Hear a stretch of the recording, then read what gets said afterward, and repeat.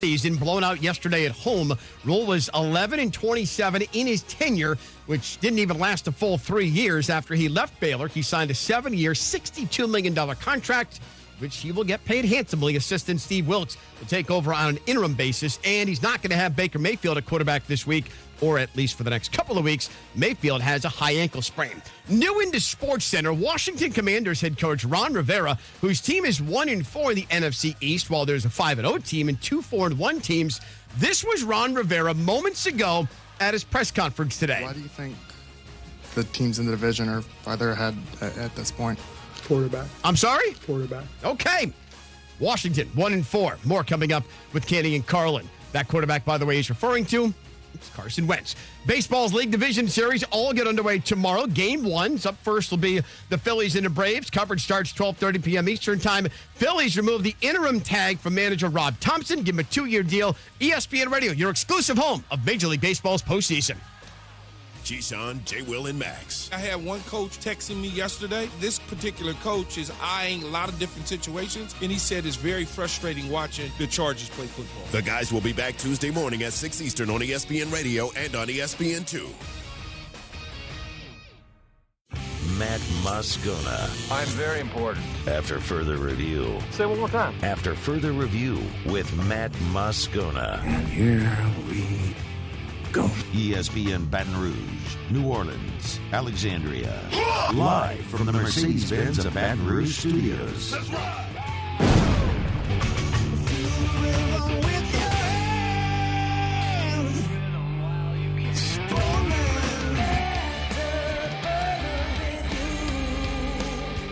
And off we go. Welcome aboard. Glad you're with us. AFR. Presented by Relief Windows. I'm Matt. Love you, Matt. Paul O'Neill. They're chanting Paul O'Neill's name.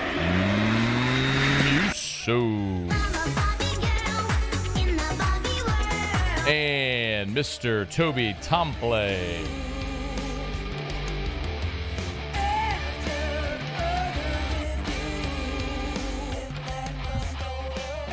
All right, we're here. Glad you are as well. Get out there, make it a good one. Good Sunday for the Saints. Rough Saturday for the Tigers. We'll get to all of it. Cole Cubelic 1 hour from right now. Maddie Hudak here in hour 3. Little Saints film review, which we've done the past few weeks. Really enjoyed it. So we appreciate Maddie. She'll be here with us in hour number 3. All right, let's start with LSU, sort of because we must. I think Saturday was a reminder of just how far you have to go as a program. I didn't think LSU would win the game. I also didn't see a 4-touchdown loss. And neither did Vegas. And the odds makers had this a 2-point game. ESPN FPI gave LSU a better than 50% chance to win it. Quite honestly, I think if you play that game 10 times, you probably get that result, the 4-touchdown win by Tennessee, once, maybe twice out of 10. It's just that's the one that happened when it counted. And you got outcoached and outplayed by a really good team. And it's a reminder that if you don't play your best against a good team, that result is possible. That's what happens when you're not very good. And that's where LSU is right now. And it's worth reminding again. And there's going to be good Saturdays and fun Saturdays, and there's going to be not so fun Saturdays as this season goes along. But it's all part of the process of building this program back up to a level where you never expect to see 40-13. And unfortunately, just where this team is right now for a variety of different reasons that all unfolded on Saturday. It is, I think we would all agree on this. Look, I got 4 pages of notes. I sit there and I watch every game with a notepad, and I take my notes, and I have 4 pages of notes of LSU and Tennessee. I don't think you want me to go painstakingly through every note I have about this game. I'm going to guess that we're all probably going to pull back and take the 10,000-foot view instead of, the 10-foot view.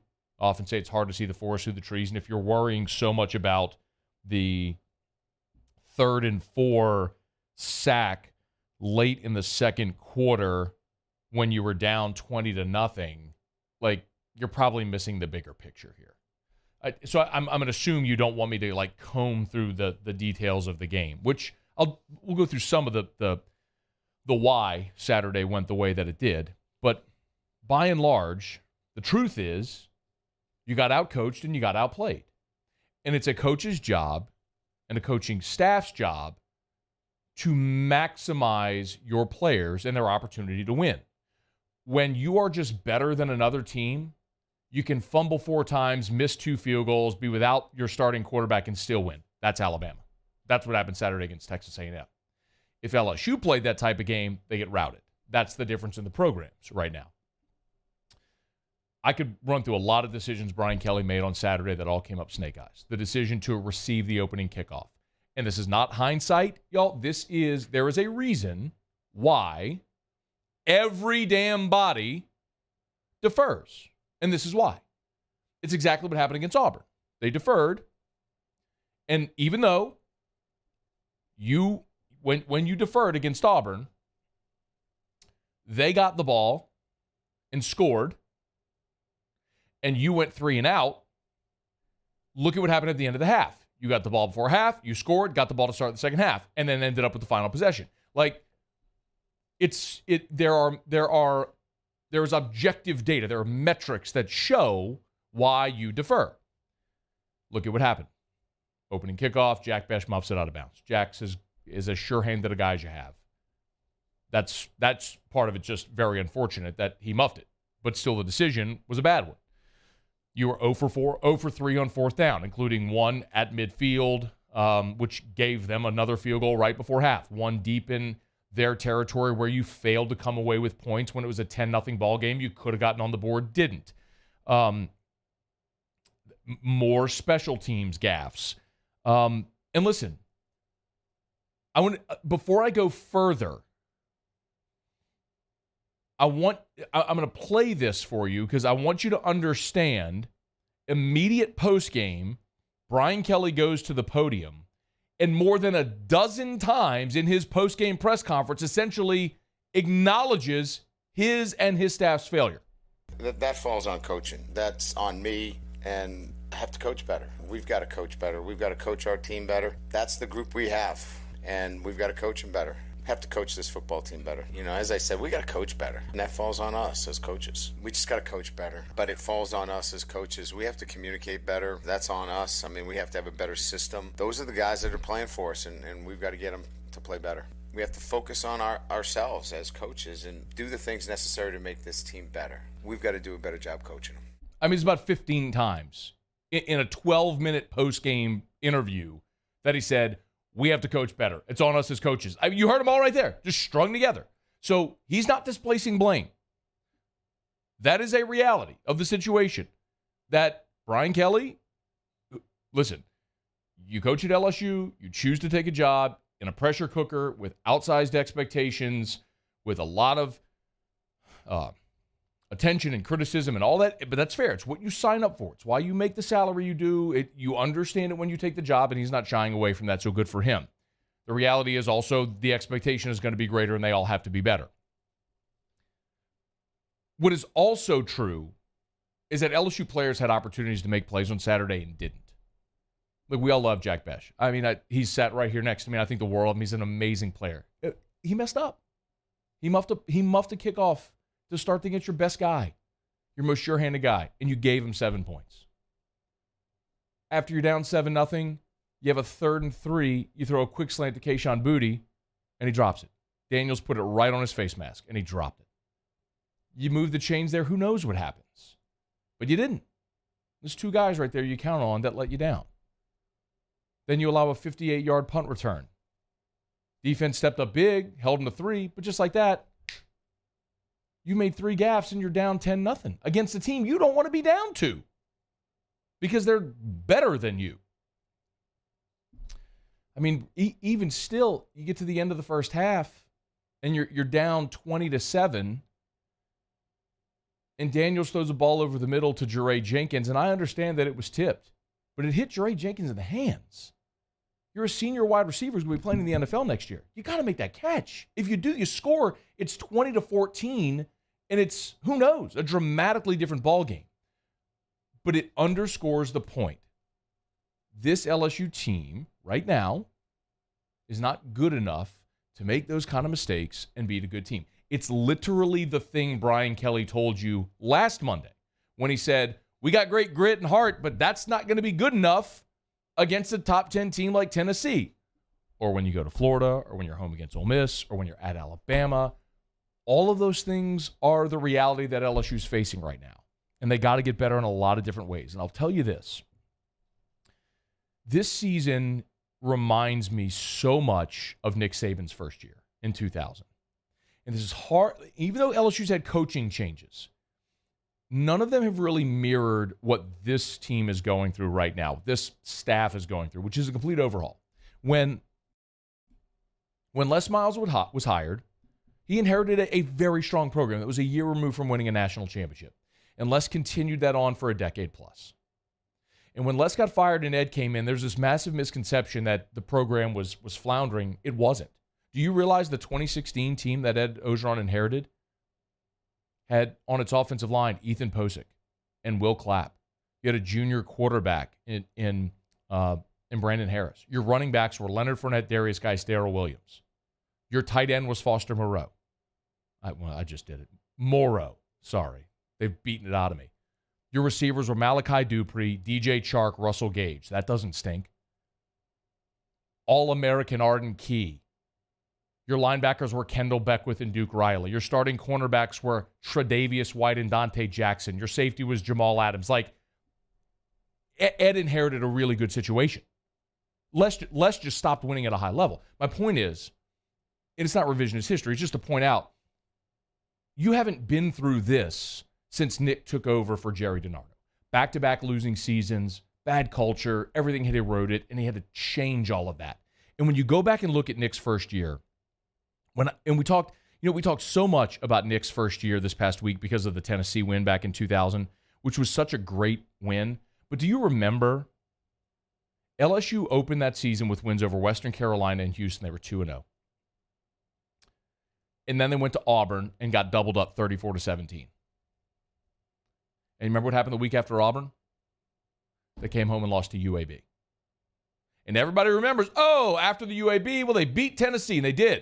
Do you remember what happened the week after they beat Tennessee? They went to Gainesville and lost 41-9. Huge euphoria, great win. You beat number 11 Tennessee in overtime. And then you got your ass kicked 41-9. And then what happened? You rattled off 4 straight. You shut out Kentucky. You beat 13th ranked Mississippi State in overtime. You ended the streak against Bama in Tiger Stadium. You won at Ole Miss 20-9. You win 4 in a row. Boom, boom, boom, boom. You're feeling good. And then you go play Arkansas at War Memorial Stadium in a little cold, drizzly rain, and you were awful. You lost 14-3. That's how this goes. We just haven't experienced it here in 20 years. But there are ebbs and flows. There's good and bad. And there was a lot of bad on Saturday, and that sucked a lot. But there's going to be good Saturdays for this team and really good Saturdays ahead for this program.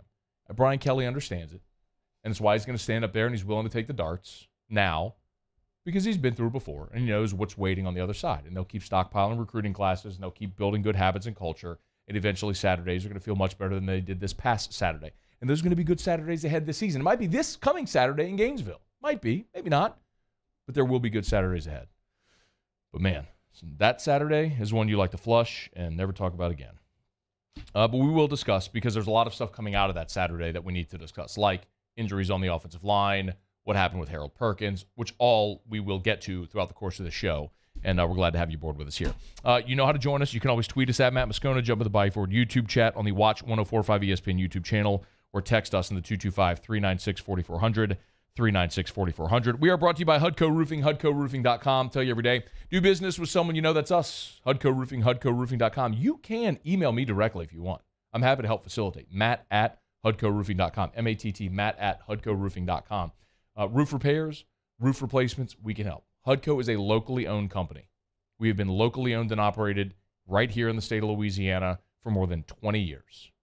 And we service the entire state of Louisiana. So it doesn't matter if you're in Bossier, Aleck, Baton Rouge, or any point in between, east to west, north to south, we'd love to help you out. Go to the website, hudcoroofing.com. Right there on the homepage, you'll see a little form where you can fill out to get your free roofing inspection. There's no obligation. Remember, if you experienced Ida a year ago, you have 2 years from the storm to file a claim. So even if you didn't file a claim a year ago, but you think you might have roof damage or you're not sure, let us come do a free obligation roofing inspection. We'd love to help you out. HUDCO Roofing, HUDCOroofing.com. Do business with someone you know. HUDCO Roofing and HUDCOroofing.com. All right, quick break. We'll get to tons of your thoughts, comments about LSU, so feel free to let them funnel through here. And when we come back, we'll talk about the Saints getting back in the win column. Do that next. It's AFR. AFR. Bayou Ford has the new inventory to get you in a new Ford truck or SUV today, or customize your next vehicle just the way you want it. All new Bayou Ford vehicles come with a 1 million mile powertrain warranty. The crew at Bayou Ford is going to do right by you. Crime has serious consequences, but anyone can make a mistake. If you find yourself in trouble with the law, know that you have rights, and it's okay to demand them. The law offices of O.C. Brown are here to protect you and your rights. Felony or misdemeanor, DUI or drug charge. No matter what crime you're accused of, you still have rights. Let the law offices of O.C. Brown uphold them. Call 225-343-1111. Your law firm for a lifetime. I've been doing business with Luba for 25 years. They're dependable, trustworthy. It's just the attention to detail with our clients. Our folks have years and years of experience. They're highly trained professionals, but many companies have that asset. What I'd like to think makes Luba a bit different is that we use those talents in a way that truly is dedicated to serving the needs of the folks who depend on us. This summer, meet Acura's heroes of performance.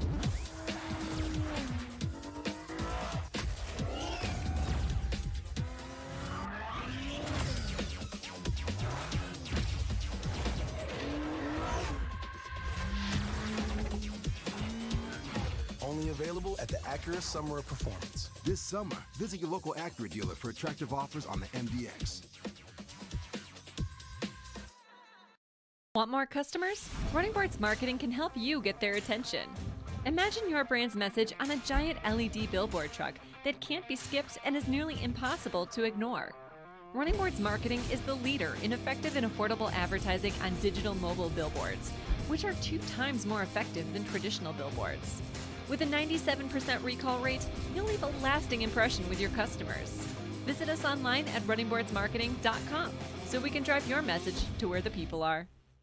ITI's got all these programs. Once I started and learned everything about the school, it was worth it. The challenges that ITI presented me with, it allowed me to build myself up. All because of ITI, I actually was able to get a job within 3 months before graduation in my field. Get the hands-on training you need for the job you've always wanted. With so many companies hiring right now, it's the perfect time to come to ITI Technical College. Enroll today for a better life.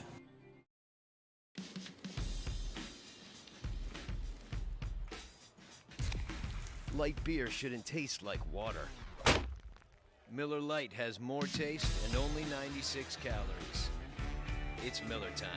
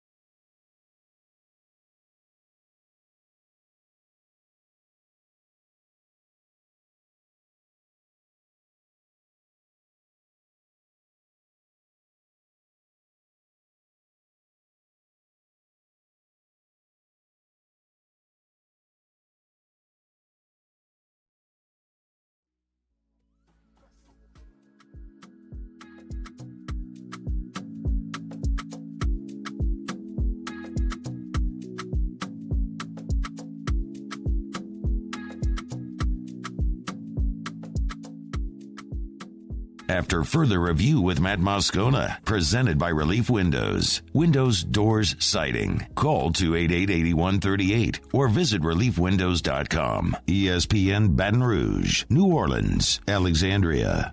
There's no running backs. There's no wide receivers on the field right now. And that means they're going to run it with Hill. This is what he could go every time, and now he's gone. It's a foot race, but the speed of one, will he get there? No! Touchdown! A 60-yard scamper for Taysom Hill. Oh, what a day for Taysom Hill, punctuated by that 60-yard touchdown run. Saints beat Seattle 39-32 in a game they desperately needed. We talked about a lot last week. If you just literally just turn this into a math equation, it was one the Saints had to get. If you start 1-4, even if you go 7-5 in your remaining 12, that's 2 games above 500 in your remaining 12 games. And against that schedule, that would be a pretty Herculean feat. But if you go 7-5 after a 1-4 start, you're 8-9. You're not making the playoffs. So this is one at home, a game where you were favored by 5.5 against a team with a very bad defense, even with the travel coming back over from London, even being shorthanded with no Michael Thomas, with no Jarvis Landry, with no Marcus May, obviously starting Andy Dalton and no Jameis Winston. We'll talk about whether that's a good thing or a bad thing. But it was one you had to get, and they did get. Dennis Allen, and man, just what a day for Taysom Hill. 112 rushing yards, 3 rushing touchdowns, a passing touchdown. He joins Archie Manning as the only Saints players in franchise history with 3 rushing touchdowns and a passing touchdown in the same game. Archie did it against the Bears in 1977. After the game, Dennis Allen was asked if they thought they had seen something with Seattle that was going to lead to a huge day for Taysom. Pete and I were talking, and he felt like, you know, some of the run game stuff that we could do with Taysom in the game could be really good against this group, and he was right. You know, Taysom was really effective. I think one of my big takeaways, which I hope bears out, is that this ended up being a game for Pete Carmichael as a play caller that is a springboard moving forward. And the reason to hope that is that because this was the first time all season since the opener where they actually had a week of stability, where they knew who the quarterback was going to be. You knew who was going to be available to you. Obviously, Kamara available. You knew you weren't going to have Mike Thomas. You knew you weren't going to have Jameis. You were starting Andy. Taysom was available. So I think a lot of that is maybe reason to be optimistic about Carmichael as a play caller. I don't know that I necessarily believe that to be the case. But Pete's been there a long time. We have seen him as a primary play caller. We've seen him have success. But the asterisk is that was with Drew Brees. And how much did Drew Brees cover up? And it's a fair question to ask. So we are going to need a larger sample size. But specifically with Taysom, I'll remind you, Taysom had a great day against Atlanta in the opener. I mean, remember when the Saints were kind of stuck in the mud early? What busted them through was the drive where Taysom essentially took over. He had 4 carries for 81 yards in that game against Atlanta. Then, of course, he got hurt, and it's just been kind of sporadic this year, when we have seen Taysom Hill play for the Saints this year. After the really nice game in the opener against Atlanta, of course, they won. Then he got hurt. He didn't play against Tampa, and then we saw him. He did play against Tampa, but we've seen him on and off the injury list so far this year. He didn't play against Carolina. He played against Tampa, didn't play against Carolina. Forgive me. Then was back against Minnesota, and then had the big game against Seattle there. So maybe they're finding that role and that tempo and that sequence here within the offense for Taysom Hill. But I'll tell you, for me, the thing that was even more encouraging than Taysom Hill, because we know what Taysom Hill is. Like it's proven. And the type of day he had on Sunday, he is capable of that on any given Sunday, because we've seen it over the course of his time in New Orleans when it can be days where the matchup's favorable and he busts out like he did. He's capable of that big play.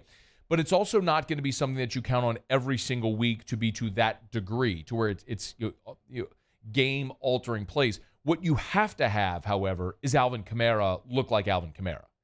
Because Mark Ingram, looks like a washed-up running back that is contributing little to nothing to you right now, which continues to make the Latavius Murray decision look worse and worse every day. Murray, present. As good as Murray was against the Vikings in London, and I understand he picked Denver, but the reason he picked Denver is because Denver had a running back go down with injury, and he felt like he was going to have more of an opportunity to play there. The Saints, I think, could have looked at that and said, hey, we like you better than Mark Ingram right now, and gone that direction. It's spilled milk at this point because the decision's been made, but Alvin Kamara yesterday was awesome. And I'm not just talking about, he had the 50-yard catch and run, but it had 6 receptions for 91 yards. But more than anything, it was Kamara running the football that was the difference in the game, which you counted on. Kamara carried 23 times for 103 yards, and it's not like he busted a long one. His long was 13. So it was just consistently peppering him throughout the game. Now, I don't want to see days where Alvin Kamara's got to carry the ball 23 times. I believe there is obviously we all know the shelf life of running backs, and I don't want to see Kamara carrying it 23 times. What I would love to see is Kamara with 20 touches in a game, maybe 12 to 15 runs, 5 to 7 receptions. I think that's a perfect workload for Alvin Kamara. But 23 rushes and 6 receptions, you're talking 29, nearly 30 touches in the ball game. That feels excessive, but you needed it yesterday, and he delivered. So if Alvin Kamara can be healthy and continue to pace like that, that's a huge win for New Orleans. Y'all, look, for years and years and years, Mike Detillier came on this show, and he rattled off this stat, which I'm forgetting the exact percentage, but it was under Sean Payton, and I know Sean Payton's not there anymore, but it's Pete Carmichael, and it's a similar offense I think we can all understand. But it was the Saints' winning percentage was something ungodly. It's like they won 90% of their games or something like that when they ran the ball more than 30 times. And it's because when they establish the run, it makes their passing game that much more efficient. Look, Andy Dalton only threw for 187 yards in this game, y'all. And 60 of them came on the catch and run from Alvin Kamara. So, and look, one of the touchdown passes was Taysom's 22-yarder to Troutman. So I'm not sitting here trying to tell you that Andy Dalton lit up the world, that the offense was this record-setting deal. But when you're that efficient, even without Michael Thomas, Jarvis Landry, and you lost Olave during the game, and you put up 39 points, that's really encouraging. So the fact that they were able to run the football and stuck to the run and did it effectively was massive. Now, the other part of that, which is very fair to ask, is, okay, well, you're playing Seattle. And Seattle right now is 31st in scoring defense. I don't know if you've checked lately, but there's 32 teams in the NFL. That means they're second to last in scoring defense. They allowed Detroit to nearly hang half 100 on them. They're Seattle, and by the way, Goff is actually having a nice year in Detroit. But Seattle's a bad defense. So the obvious question you ask is, were the Saints able to just do this against a really bad defense? And the answer may be yes. And we'll get the affirmative to that or the negative coming up on Sunday when Cincinnati, which is themselves after their loss on Sunday Night Football, coming in a little bit of a desperate football team. But a team without many superstars on their defense, but that plays well defensively. But coming out of that game, my biggest takeaway, and we got to talk about the defense as well, but my biggest takeaway offensively is you were steadied offensively, and I think the reason is because you went into the whole week knowing Andy Dalton starting today. Alvin Kamara is available. Michael Thomas is not going to be available. Jarvis is not going to be available. Like when you go through a game week knowing who you're going to have, who you're not going to have, it allows you to just flush and say, all right, let's go ahead with these guys and do our game plan like this. When you have to pivot late in the week or during a game is when it obviously makes it more difficult. So can they develop that consistency and then get even better when guys return, when Michael Thomas comes back, when Jarvis Landry comes back? We'll check on Olave and see, when he's available. But it was encouraging to watch the offense. Defensively, man, it's going to sound bizarre, but aside from Aside from the 69-yard touchdown run from Kenneth Walker, I didn't think they were terrible. They got gashed on big plays, and that happens. And I think Paulson Adebo right now is clearly not right. Paulson Adebo had a really good rookie year, and he was the talk of training camp. Remember, every time we did a camp report with anybody, the talk of training camp every day was Paulson Adebo, that he was ready to take that massive leap. He hurt his ankle, missed the first couple of weeks, and he has just not looked right. He does not look like he looks like a shell of the player he was a year ago. I cannot help but think he is still limited by his injury. It just doesn't make any sense at all for him to go from being so good to looking like he was trending toward taking a massive leap and then to be so bad, which he has so far this year. But the rush defense was a concern. The fact that Walker, ripped off the 69-yarder, Rashad Penny before he got hurt, was having a really nice day. And this is a run defense that had been very good, has been very good for half a decade. But you wonder where that goes. It was nice to see Malcolm Roach back for New Orleans. He's back off of IR where he started the season. More than anything, you got to win in a game you had to get. Now you turn the page for another home game against Cincinnati, and you see if you could pull even at 500. And if you can, then you start to look ahead and okay, short week at Arizona. You hate to travel on a short week, but that's a gettable game, and you can start to see how you can put together a streak here that could let you get above 500, maybe back into contention for the division, or at worst a wild card spot. But none of that would have even been in the conversation if you didn't get the win on Sunday in the Dome, and they did. So onward for New Orleans. But it's after further review. Man, we had my Gramps' 90th birthday party yesterday. Old dude turned 90 on Friday. Had a party for him yesterday, so the family got together, had some lunch, watched the game, which was really cool. At one point, my uncle pulled me aside. He goes, "Hey, step into my office." Like I said, we're just sitting there on the couch watching the game. He goes, "Everyone in the family has an Atlas. I think I want to get one. Can you make a call over to South Point?" It's like, happily. But it's true. My mom has an Atlas. I have an Atlas.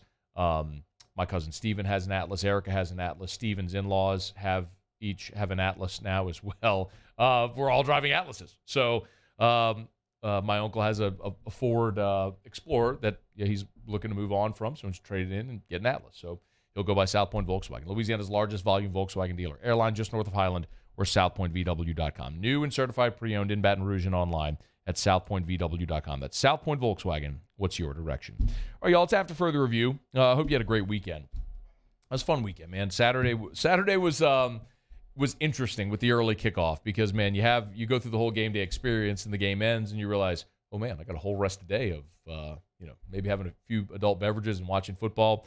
Part of it was nice to be able to enjoy that day with family and everything, and hopefully all of you did as well. Had a nice weekend. All right, let me knock out a break, y'all. We'll go around the SEC when we come back next, and to wrap up this hour, we'll go back over our what to watch every Thursday.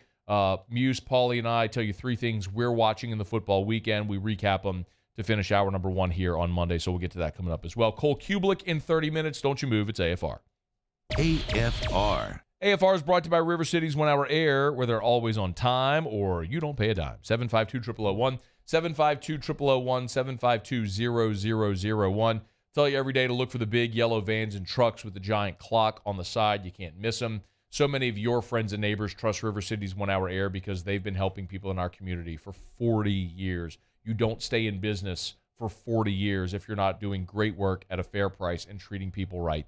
That's River City's 1 Hour Air. Always encourage you to go read the reviews. And remember, as we get through October and the weather starts to turn, this is the time. This is the time to get your preseason heater safety check. Don't wait until it's freezing cold and you have to turn on your heater every day. Do it now. Make sure you call River City's 1 Hour Air. They'll get that heater cleaned, tuned up, running efficiently and safely for the coming cold weather months. Don't wait until you have to turn on that heater. Do it now. And mention the Moscona special. They'll save you $30 at River City's 1 Hour Air. There it is, the extra mile, on the border of expected and extraordinary for those willing to go further, like vans customized for work or play, with safety and tech to keep you connected, supported by a 5-star sales, service, and finance team, and backed by the 1-star you know. So go the extra mile. It's never crowded, because so few have what it takes to go there. Mercedes-Benz Vans. Shop, shop, shop, shop. Order curbside pickup online or with Rouse's Market Shopping app and let Rouse's personal shopper shop for you. Curbside pickup is free and you pay the same price for groceries as in-store. Use code SAINTS20 and save $20 on orders of $100 or more. That's curbside convenience. Shop a style. Oh, yeah! I've been doing business with Luba for 25 years. They're dependable, trustworthy. It's just the attention to detail with our clients. Our folks have years and years of experience. They're highly trained professionals, but many companies have that asset.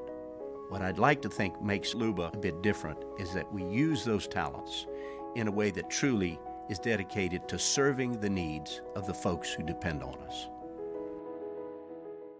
Gulf Coast Office Products is a nationally recognized Savin office equipment dealer based right here in Louisiana. Over 100 employees strong, Gulf Coast has the boots on the ground to support all vertical markets, from education, engineering, legal, and finance. With the latest in office technology, from desktop to production segment units, Gulf Coast and Savin have the perfect fit for you.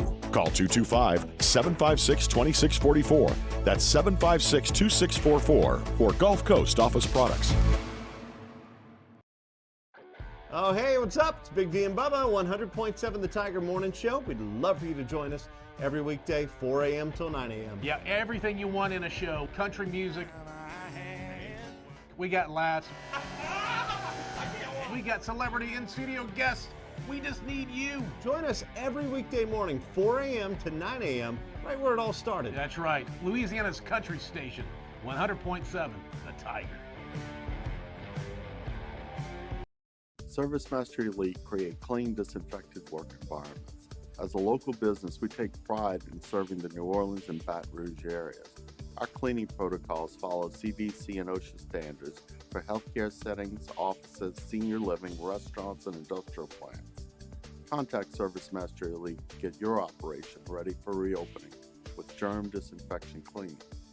ServiceMaster Elite, the trusted choice in professional.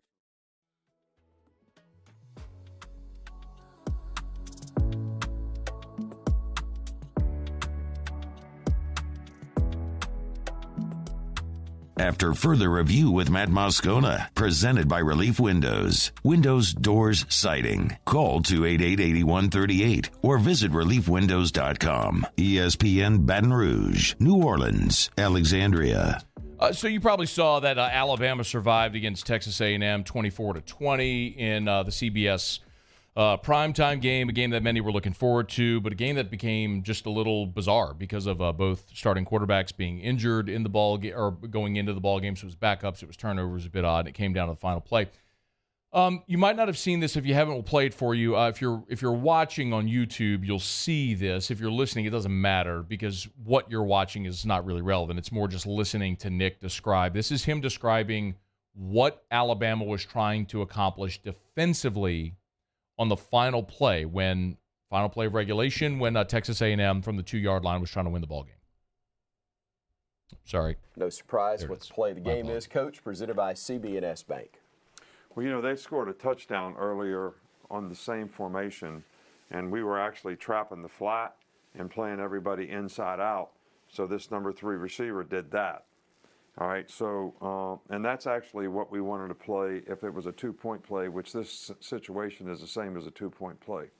Except because they had done that, we wanted to change the leverage on everybody. So we're playing outside technique.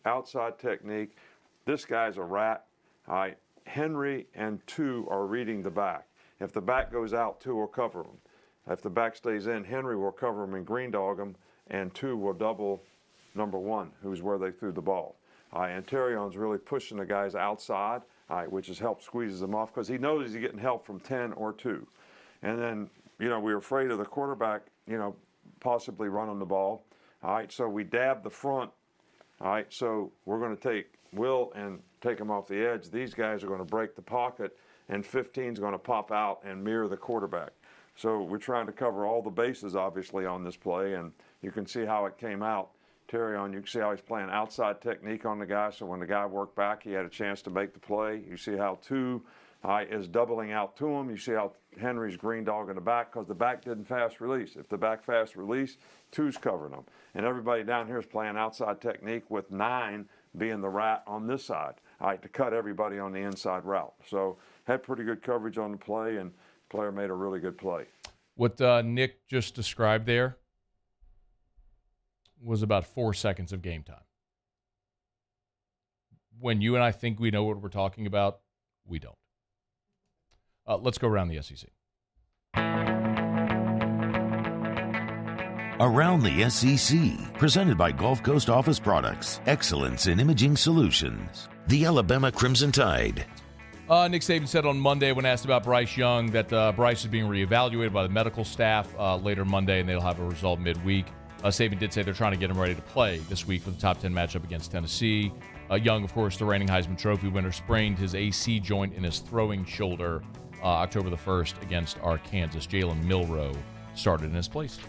The Tennessee Volunteers. Those Vols might be without starting safety Jalen McCullough, who was arrested on Sunday on felony charges of aggravated assault following an incident at a Knoxville apartment complex. The details of which essentially he punched a dude for walking into the wrong apartment. Knocked him unconscious, actually. McCullough was released from jail Monday morning. He's the 3rd Tennessee player to be arrested in the last 2 months. McCullough's a 4-year starter, tied for 4th on the team in tackles. The Vanderbilt Commodores. Vanderbilt running back Rocco Griffin Jr. has left the team. Griffin played in 3 games this season.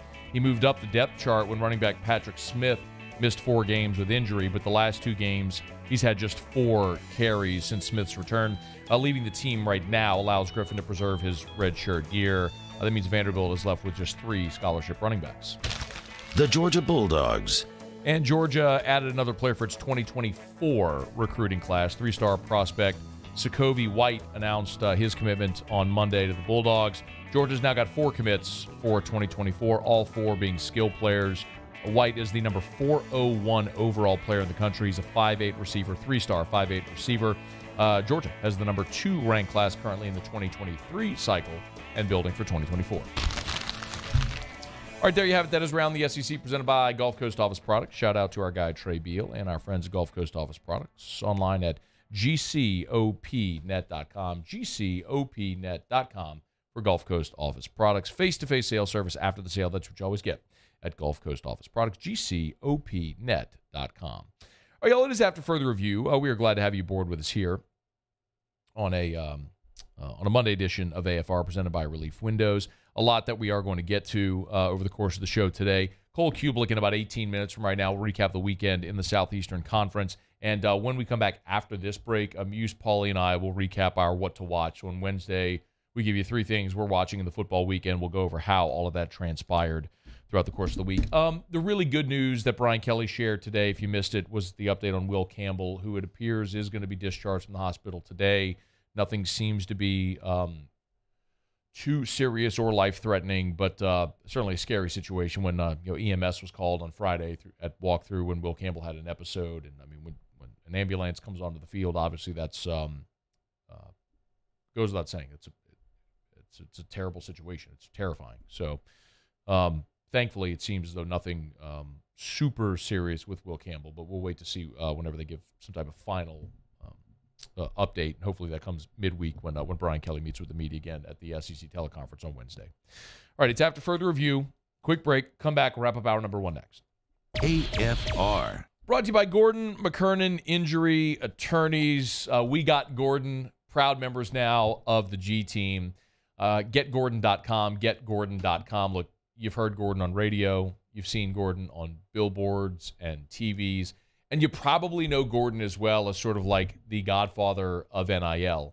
But Gordon's a guy that I've gotten to know over the last year or so personally, just since all of the NIL conversation clearly has started. And he's had his G team, as he calls it, with so many LSU players, including the LSU women's basketball team as well. But the thing that I can tell you that I've gotten to know about Gordon personally is such a genuinely good man that loves his community, that cares about other people, and wants to do right by others and help people. So if you're in an accident, if you're hurt, if you find yourself in need of an attorney, get Gordon and get it done. Call 888-8888. That's 888-8888 or online at getgordon.com. roundup.com. Get Gordon and get it done.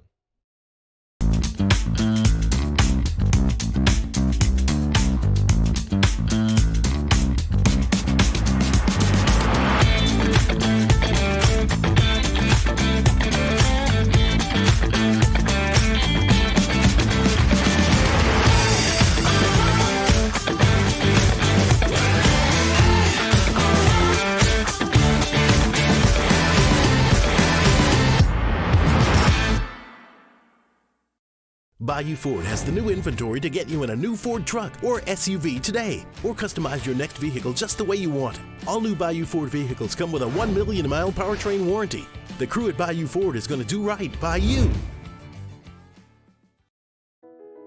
I've been doing business with Luba for 25 years. They're dependable, trustworthy. It's just the attention to detail with our clients. Our folks have years and years of experience. They're highly trained professionals, but many companies have that asset. What I'd like to think makes Luba a bit different is that we use those talents in a way that truly is dedicated to serving the needs of the folks who depend on us. Eli's always been into grilling. It took us a while to see it, but the signs were there. What are you doing, Eli? I knew grilling was my thing. I have been talking about it throughout my career. Happy with the results? I am. Got the new grill from barbecueguys.com. It performed great. My advice, as I always told my boys, do more of what you were born to do. Barbecue Guys, for those who were born to grill. You want cheese on your burger, Pops? I'll take a little cheese. I'm Jay Ducote. I grew up learning how to cook at LSU tailgate parties and right in my own backyard.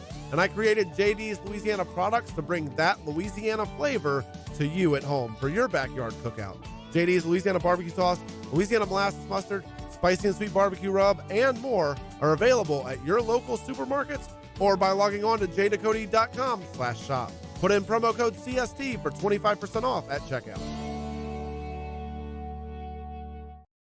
Crime has serious consequences, but anyone can make a mistake.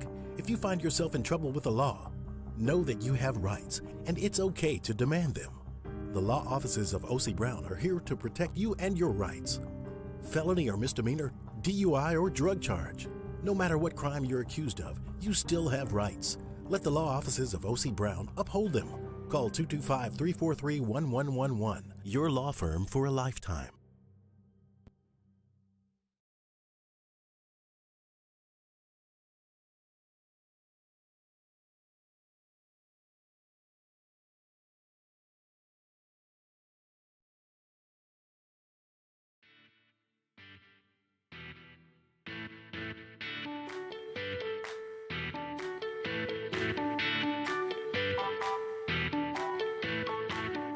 After further review with Matt Moscona, presented by Relief Windows. Windows, doors, siding. Call 288-8138 or visit reliefwindows.com. ESPN Baton Rouge, New Orleans, Alexandria.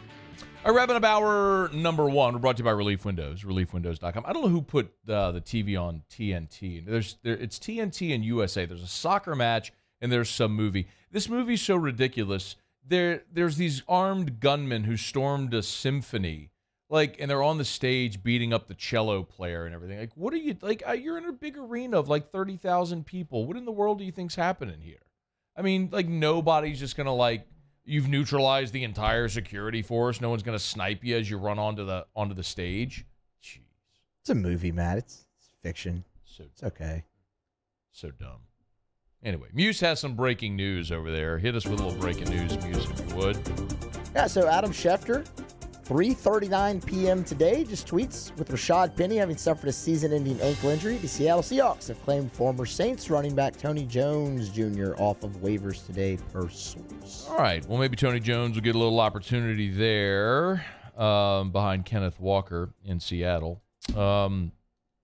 It's a little odd how the Saints running back position has gone. When you finally you've waited for someone to be reliable behind Kamara, and you had it, even if in a glimpse with Latavius Murray. Murray, present. And then you let him walk. I don't quite get it. But good luck to Tony Jones in the next the next phase. All right, it's After Further Review, brought to you by DraftKings, an official sports betting partner of the NFL. Tonight, Monday Night Football. By the way, I keep telling y'all this. If you're not listening to Jimmy's Football Sunday show, you gotta, even if you don't listen to the whole thing, you gotta lock in at the end, because about 11:30, 11:35 is when he gives their handicappers recap, and then Jimmy gives his 5-pack. 4-2 yesterday. I mean, I just cashing tickets, man. I think Jimmy's something like 20-8 or something like that. It's ridiculous. No, it's got to be like 20 and I don't remember. Anyway, it's a ridiculous clip. He's winning at a ridiculous clip right now, which is hard to do in the NFL. So if you want to bet, you bet on the DraftKings Sportsbook. So download the DraftKings Sportsbook app. Use the promo code Baton Rouge. Remember, if you're a new customer, bet just $5 on any team to win. If your team wins, they'll give you $200 in free bets.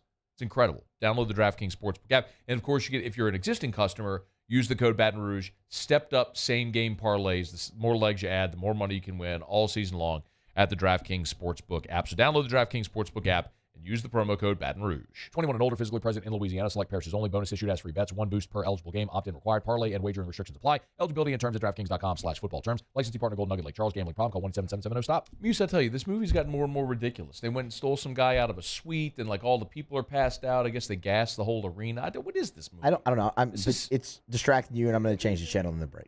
This is just everybody's passed out. Look, everybody in the whole arena. Look, this guy is laughing gas or something. Who knows? Oh, and everyone just stayed seated, right? That's perfectly plausible. Armed gunmen come storming into arena, and everybody just stays seated.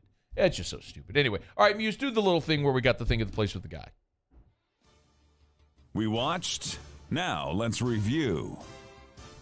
All right, Muse, what was yours? Simple, right? I mean, that's what we're doing, yeah? All right, so first let's start in college. Oklahoma State and Texas Tech. I wanted to see the Big 12's playoff hopes, man. Oklahoma State ranked 7th. Get a double-digit win. Good for them. Might be another team to watch for, though, and you'll hear about that later. Phil Steele had Okie State to win and cover. Cash that ticket. He told you get it at 9. Told you get it at 9 when you can. They won and covered. All right, Paulie. Yeah, sorry. Oh, look, a little like an actual sound effect. Yeah, hit it again. Hit it again.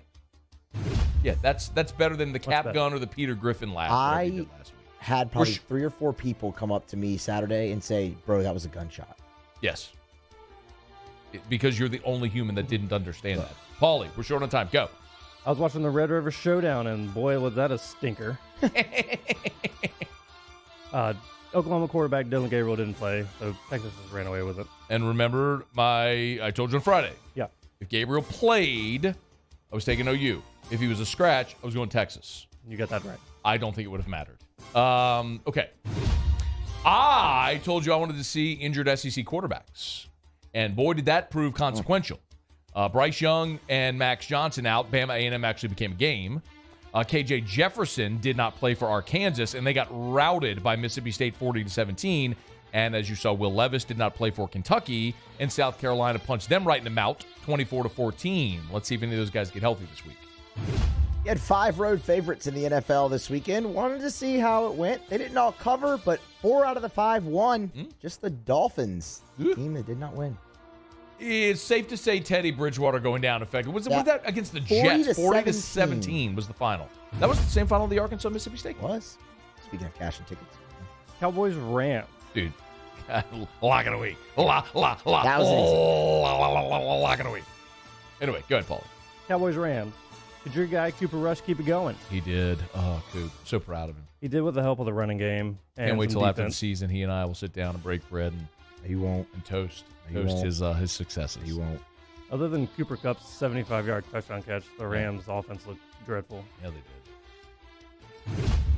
I wanted to know if this would be Brian Harson's swan song. Auburn was at Georgia. They got pounded 42-10. There was a report this morning on Twitter. Let me rephrase that. Some goofball tweeted this morning that there was going to be a press conference at Auburn, and everybody totally bit it. And there was no press conference today other than just the normal Monday press conference. So Brian Harsin still has a job for now. And lastly, I was looking at Buccaneers and Falcons. Been tough for the Buccaneers on offense. Of course, you know everything going on with Tom Brady off the field. And their offense struggled again. And the roughing the passer call was a joke. Bengals Ravens. Slow start for both teams. Good game. Tied at halftime. Lamar Jackson missed 2 wide open touchdowns. Joe Burrow took the lead, 2-minute drive, quarterback sneak, and then, as usual, Justin Tucker, game-winning field goal. Who was not automatic was the Arizona kicker. My last one was that I wanted to see if the Eagles, the only remaining undefeated team, would remain undefeated, and they did. It's up there. It's out there. Unreal. And it's no good in the direction he had trouble with before the game.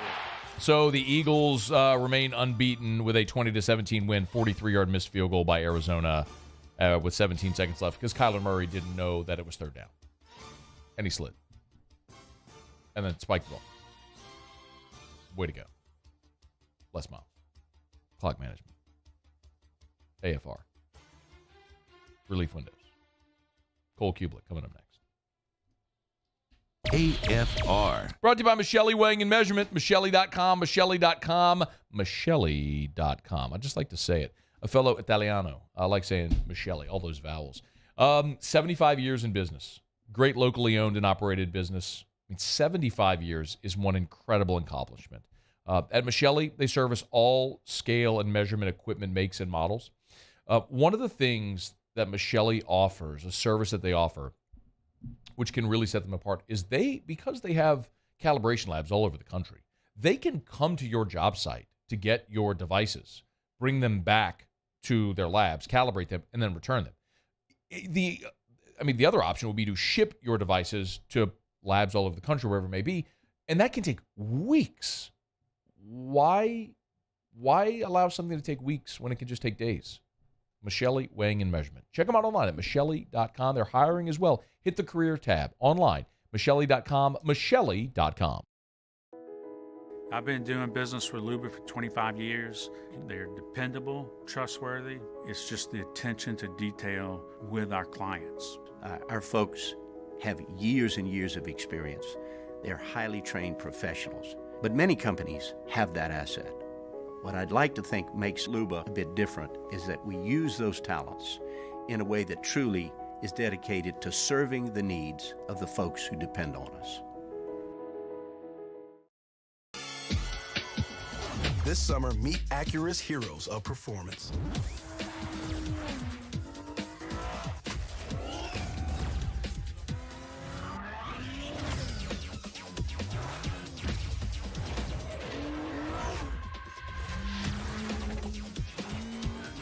Only available at the Acura Summer of Performance. This summer, visit your local Acura dealer for attractive offers on the MDX. Want more customers? Running Boards Marketing can help you get their attention. Imagine your brand's message on a giant LED billboard truck that can't be skipped and is nearly impossible to ignore. Running Boards Marketing is the leader in effective and affordable advertising on digital mobile billboards, which are 2 times more effective than traditional billboards. With a 97% recall rate, you'll leave a lasting impression with your customers. Visit us online at runningboardsmarketing.com so we can drive your message to where the people are.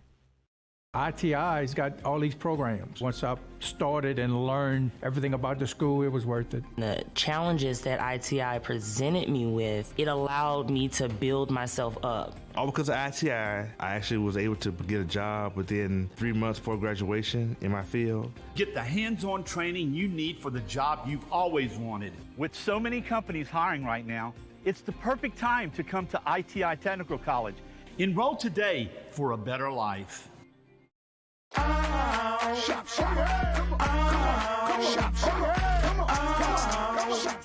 Order curbside pickup online or with Rouse's Market Shopping app and let Rouse's personal shopper shop for you.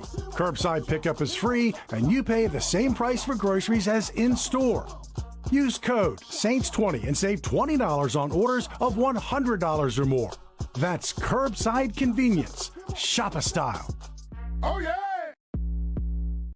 Gulf Coast Office Products is a nationally recognized Savin office equipment dealer based right here in Louisiana. Over 100 employees strong, Gulf Coast has the boots on the ground to support all vertical markets from education, engineering, legal, and finance. With the latest in office technology, from desktop to production segment units, Gulf Coast and Savin have the perfect fit for you. Call 225-756-2644.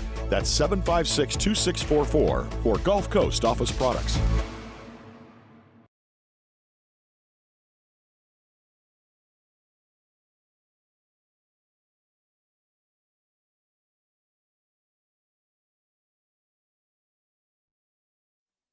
This is SportsCenter. I'm Kevin Winter. The Carolina Panthers this morning fired head coach Matt Rule 33 months after they pried him away from Baylor in college football. And I say pried, I mean giving him a 7-year, $62 million contract. Matt Rule didn't even make it 3 full years. 1-4 this season. ESPN's Mike Greenberg, like most of us, saw this one coming. That is not a surprise to me. I actually wondered whether Matt Rule would get fired this week or not. The team's awful. They're lifeless. They're totally uninteresting. 11-27 in his 3 years. He leaves Carolina with 4 years left on a 7-year contract. So they did him 2 favors. 1, he can go get the highest profile college job he wants, and 2, he walks away with a whole lot of money. He'll make $864,000 a month until the contract's paid up. Steve Wilkes will take over on an interim basis. Baker Mayfield not going to play for at least a couple of weeks. He has a high ankle sprain. When it comes to coaches Sunday in L.A. against the Rams, Steve Wilkes will get the job. It'll be the 6th coach when Baker does play that he's played under in 5 years. Major League Baseball, the Phillies lift the interim tag from manager Rob Thompson, give him a 2-year deal. Phillies and Braves start quadruple header coverage of the division series tomorrow, 12:30 Eastern. Keyshawn, J. Will, and Max. I had one coach texting me yesterday. This particular coach is eyeing a lot of different situations, and he said it's very frustrating watching the Chargers play football. The guys will be back Tuesday morning at 6 Eastern on ESPN Radio and on ESPN2. Matt Moscona. I'm very important. After further review. Say it one more time. After further review with Matt Moscona. And here we go. ESPN Baton Rouge, New Orleans, Alexandria. Live from the Mercedes-Benz of Baton Rouge studios. That's right.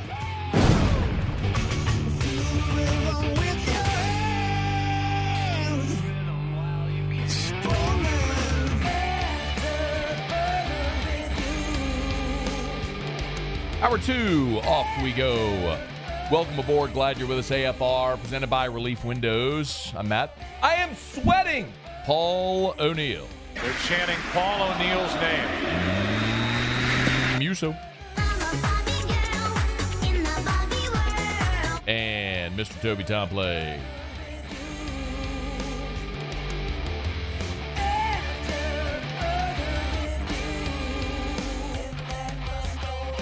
All right, we're here. Glad you are as well. Get out there and make it a good one. Cole Cubelic in 15 minutes. Got things a little crossways, but Cole will bump to his normal time. So 15 minutes from right now, we'll talk to Cole Cubelic, recap the weekend that was in the SEC. Let me start. A couple of updates from Brian Kelly today. Notably, a couple of injury updates. Can you start with number 6, Muse? Here was Brian Kelly's update on Will Campbell, who, as we know, missed the game on Saturday with a pretty scary situation, as it seemed. Good news on Will Campbell. I had a major test this morning that he passed. I think he's going to be released here in the next hour or so. We've got one more hurdle. We think if we pass that, which we're confident, we'll see what happens. That, things are trending in a really positive direction for Will. So we're really pleased. I got Will Campbell, of course, on Friday night tweeted or posted on his Instagram story a picture of him in a hospital bed with the text, "Appreciate all the prayers. I'll be back." The thing that stood out to me immediately was like there was no if this were surgery, you would have seen some type of cast or bandaging or something like that, and also IV pulls. Maybe that's just programmed from being in a hospital for so long with our son. It's just there's a lot of IV medicine that's given and beeping machines, and there's nothing of that there. So Brian Kelly said after the game it was dehydration, which led to other issues. Said he had an episode is how it was described, but clearly scary. When you have to bring an ambulance onto the field, that's scary, but it seems like he's moving to a good place, which is great. Garrett Dellinger, not so good. Played with a cast on his hand on Saturday, but went down with an apparent knee injury. Garrett's got a 2nd-degree MCL, so he'll be lost for this week and most likely next week. We're really thinking that it's probably a 2-week injury for Garrett Dellinger. Which would also give him the bye to be back for Bama, which is what, if you were watching Whiskey and Wine post-game with me and T-Bob, that's kind of what I had been told immediately after the game, and what we talked about on Whiskey and Wine was they thought it would be a 2-week injury. So if he misses the Florida game, the Ole Miss game, has the open date, and then Bama, he basically has a month to get that right. And it would actually coincide also with his hand healing. So maybe when Garrett Dellinger does come back, you have a healthier all-around Garrett Dellinger for the final month of the season. That would certainly be the hope. You can always email us, Matt at 1045ESPN.com. You can tweet at Matt Moscona. Hey, Twitter world. Thank you, Juice. You can jump in the Bayou Ford YouTube chat on the Watch 1045 ESPN YouTube channel. By the way, if you're there, please smash the like button. If you haven't done so yet, please subscribe up to the YouTube channel. That's where all of our shows go live, our weekday shows, and then, of course, the weekend shows, be it Eagle 98.1 Game Day, Whiskey and Wine, Scone and Tea on Wednesdays. So please subscribe up there. We appreciate it as well. And you can text in the 225-396-4400, 396-4400. A lot of people were asking also about Harold Perkins. And it was just very obvious what they did. They went base nickel because Tennessee was spreading you out. They just had 5 defensive backs on the field, so they had 2 linebackers. Now, their 2 linebackers that they played were Micah Baskerville and Greg Penn. That much was obvious. The question, why wasn't Harold Perkins one of the 2 linebackers? Well, Brian Kelly gave that answer today. As you guys know, we moved him to Sam linebacker. Last week was not a position where, and you know the game was a spread game. You got 2 receivers that are out on the numbers. Harold would have had to be standing out on the numbers playing the game as the Sam. We nickeled out. So we were in a nickel situation. We would have had to change his position back to inside linebacker for that game. We weren't going to do that. This is a game that suits him really well. You'll see a lot of Harold Perkins this weekend. I would have argued you still should have moved Harold Perkins back to inside linebacker. He has been sensational. I mean, it's been one of the more remarkable surprises. Not that a 5-star playing well is a surprise, but when you have a 5-star who's not just being instinctive like third down athlete, edge rusher, but a 3-down linebacker, that's a remarkable feat. He's been magnificent. I would have liked to have seen him on Saturday. I don't know that it would have made a tremendous difference. LSU's issues were far deeper seated than just Harold Perkins not being on the field. But a lot of people asked that question, and there was your answer as to why. There was one other thing that I wanted to touch on, and I got a question from I'm trying to find it here in the text. I believe it was this one from Roy, who said, Matt, I don't understand why we haven't adjusted our offense to do the things we can go with the personnel we have. The offense lacks some imagination, and I don't think they're taking advantage of the quarterback's running ability enough. That's kind of odd because kind of all he does. But anyway, that was a text from Roy, and he had some more comments therein. But one of the things Brian Kelly said today was basically that. He was asked about getting more creative with the offense, and he actually kind of answered it to the contrary. Give a listen.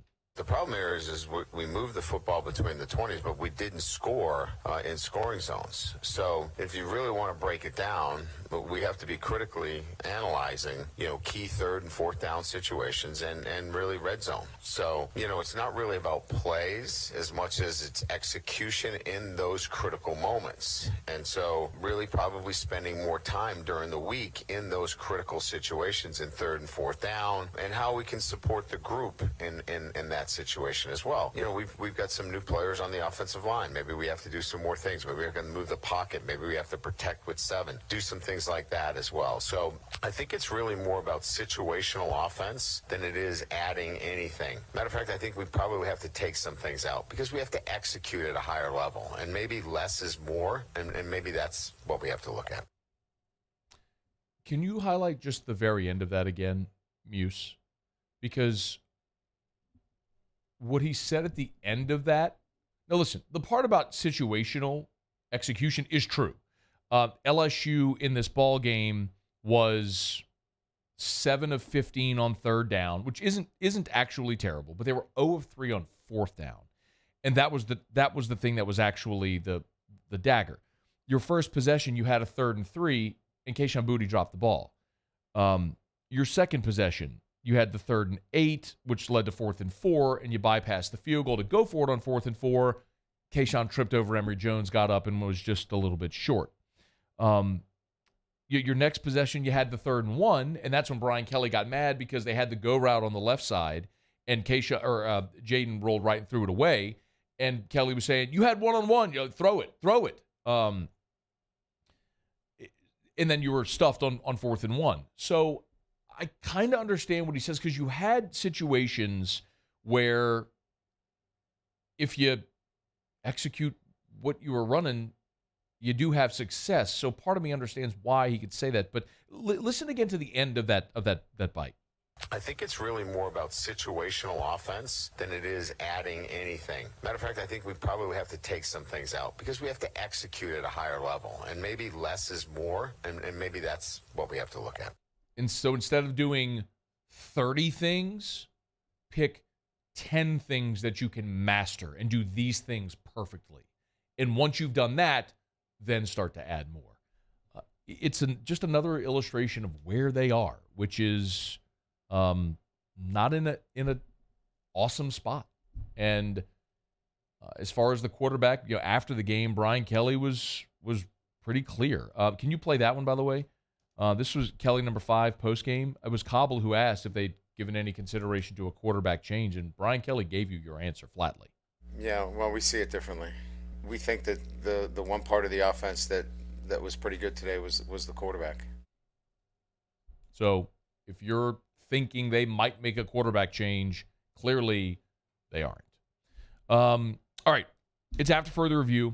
Monday show is brought to you by Relief Windows. Cole Cubelic is coming up right after the break. We will get back to some Saints. Dennis Allen met with the media. I'll give you an update on Deontay Hardy's injury as well. Maddie Hudak in hour 3. We've got some bold projections for you, Tigers and the Pros, our college football takeaways. We've got a ton to do. Just recapping the football weekend, and glad to have you aboard with us. Don't you move. Cole Cubelic is next.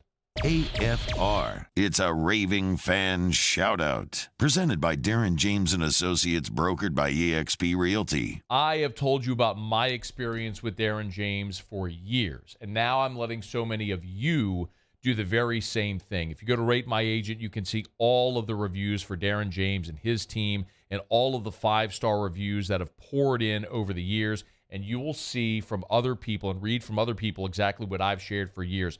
This one came in, a 5-star review, said, through the difficulties and holdups caused by Hurricane Ida, Darren and his team of associates stayed in contact and persistently pursued the third-party business to obtain the documents needed to finalize the home sale. Very professional, stayed on task. They would even answer their phone calls and call back if I needed, much better than other so-called professionals and most lawyers, LOL. Another 5-star review for Darren James & Associates, powered by eXp Realty. 335-7666 or agent225.com. Think real estate, think Darren James. I've been doing business with Luba for 25 years. They're dependable, trustworthy. It's just the attention to detail with our clients. Our folks have years and years of experience. They're highly trained professionals. But many companies have that asset. What I'd like to think makes Luba a bit different is that we use those talents in a way that truly is dedicated to serving the needs of the folks who depend on us. 3 people walk into a bar. The first 2 order the same old marks. The third, Nuevo Topo Chico Margarita Hard Seltzer, crafted with real lime juice and a crisp tequila flavor. Topo Chico Margarita Hard Seltzer. There it is, the extra mile, on the border of expected and extraordinary, for those willing to go further, like vans customized for work or play, with safety and tech to keep you connected, supported by a 5-star sales, service, and finance team, and backed by the 1-star you know. So go the extra mile. It's never crowded, because so few have what it takes to go there. Mercedes-Benz Vans. Oh, hey, what's up? It's Big D and Bubba, 100.7 The Tiger Morning Show. We'd love for you to join us every weekday, 4 a.m. till 9 a.m. Yeah, everything you want in a show. Country music. We got laughs. We got celebrity in-studio guests. We just need you. Join us every weekday morning, 4 a.m. to 9 a.m., right where it all started. That's right. Louisiana's country station, 100.7 The Tiger. ServiceMaster Elite create clean, disinfected work environments. As a local business, we take pride in serving the New Orleans and Baton Rouge areas. Our cleaning protocols follow CDC and OSHA standards for healthcare settings, offices, senior living, restaurants, and industrial plants. Contact Service Master Elite to get your operation ready for reopening with germ disinfection cleaning. Service Master Elite, the trusted choice in professional cleaning since 1996.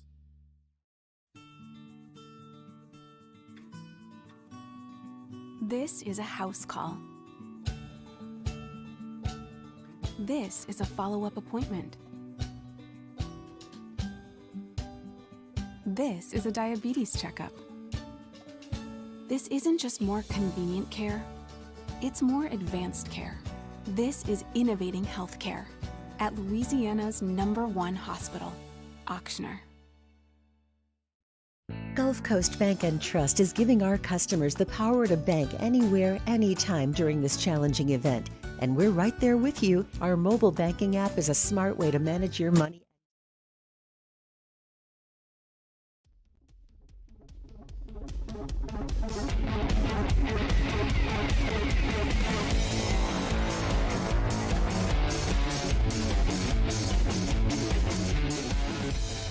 After further review with Matt Moscona, presented by Relief Windows. Windows, doors, siding. Call 288-8138 or visit reliefwindows.com. ESPN Baton Rouge, New Orleans, Alexandria.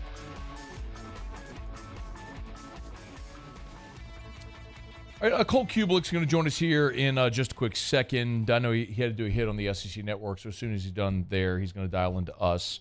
Okay, I think he's dialing in right now. It gives me a quick opportunity to mention Dennis Allen had his Monday teleconference with reporters. He did provide an update on Marshon Lattimore, although not much of an update on Marshon Lattimore. This from Nick Underhill on Twitter. Dennis Allen says Marshon Lattimore had more testing on his abdomen. Won't go into specifics on what's wrong. Had tests yesterday and today. So that is a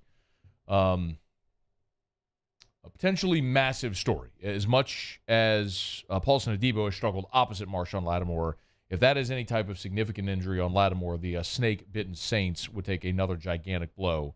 We'll wait to see what the results of those tests are. All right, let's start with Cole Cubelic. He enjoys Victory cigars and pancake blocks. It's time to preview this week in the SEC with Cole Cubelic, presented by Roosters Men's Grooming. All right, we appreciate Roosters for bringing us our conversation with Cole Cubelic of the SEC Network and Jocks FM there in Birmingham every single Monday. How are you, dude?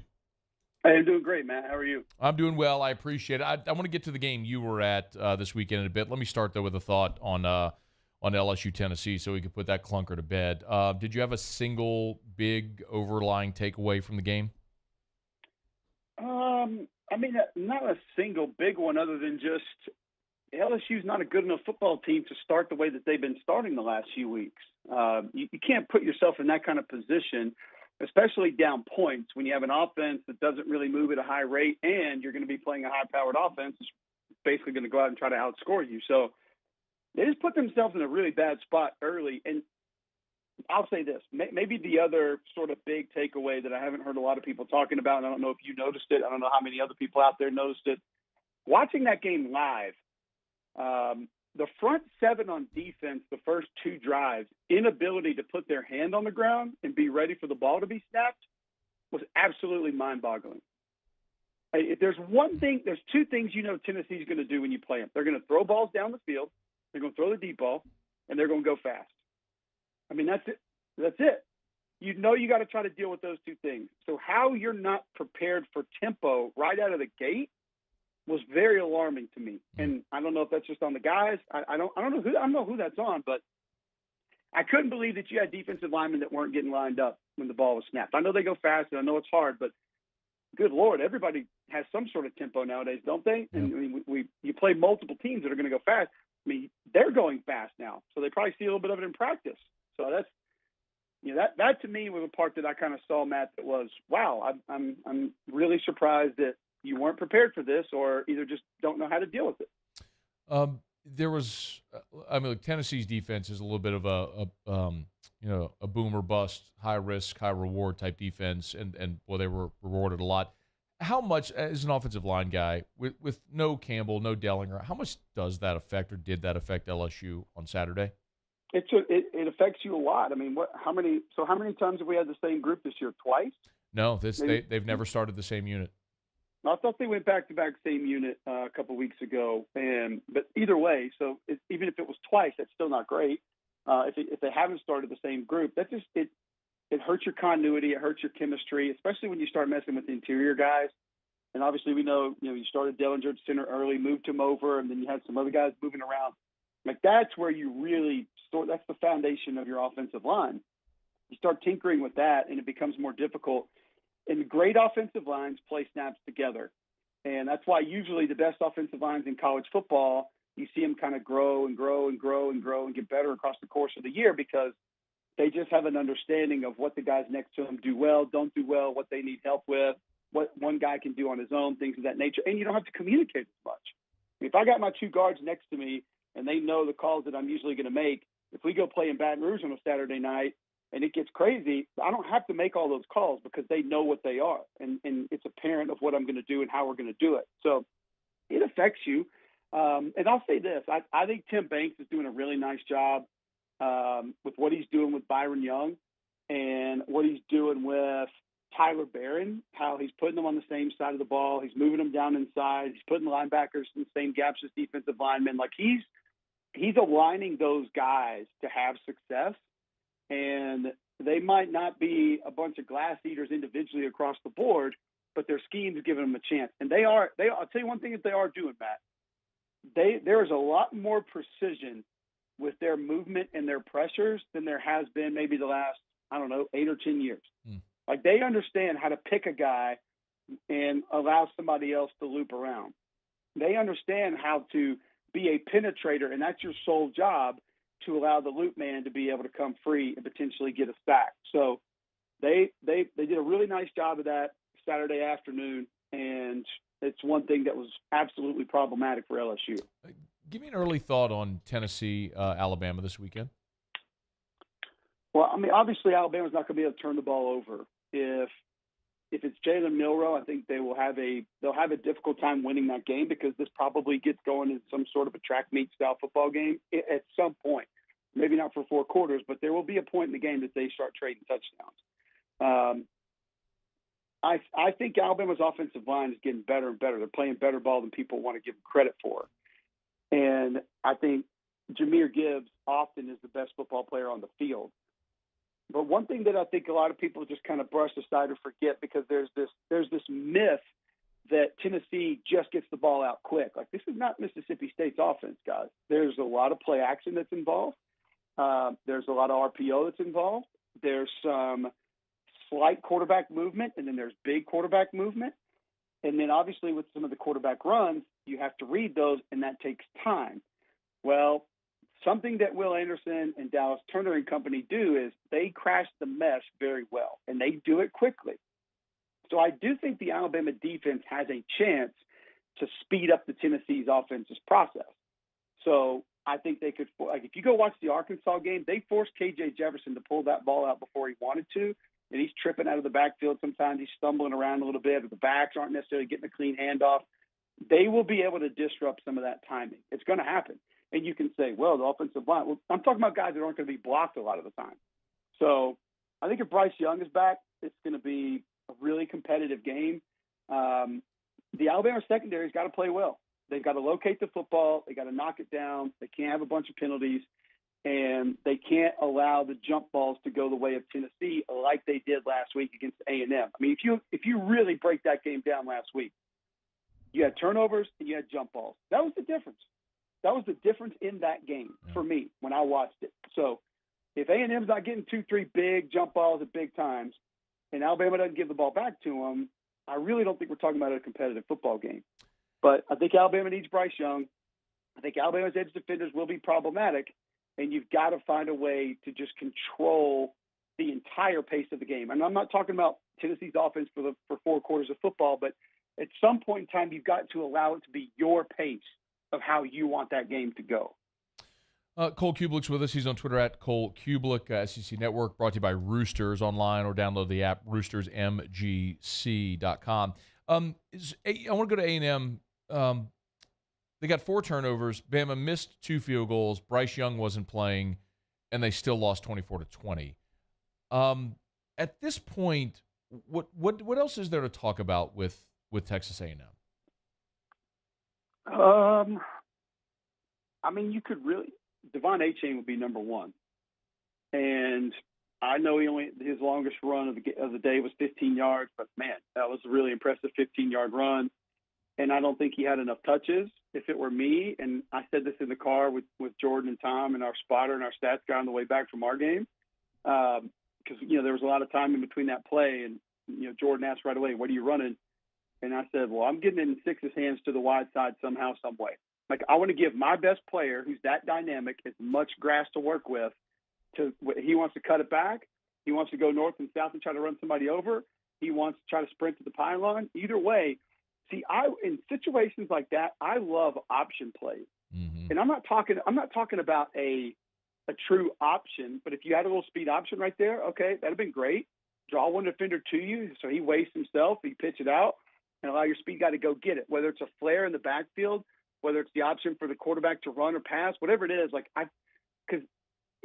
To me, if you allow it to be do or die, I just think you're cutting your percentages down to where you could open them back up if you just had some sort of second option. And by that, I mean a toss sweep. The back has the option to take it and run straight to the end zone or go to the pylon.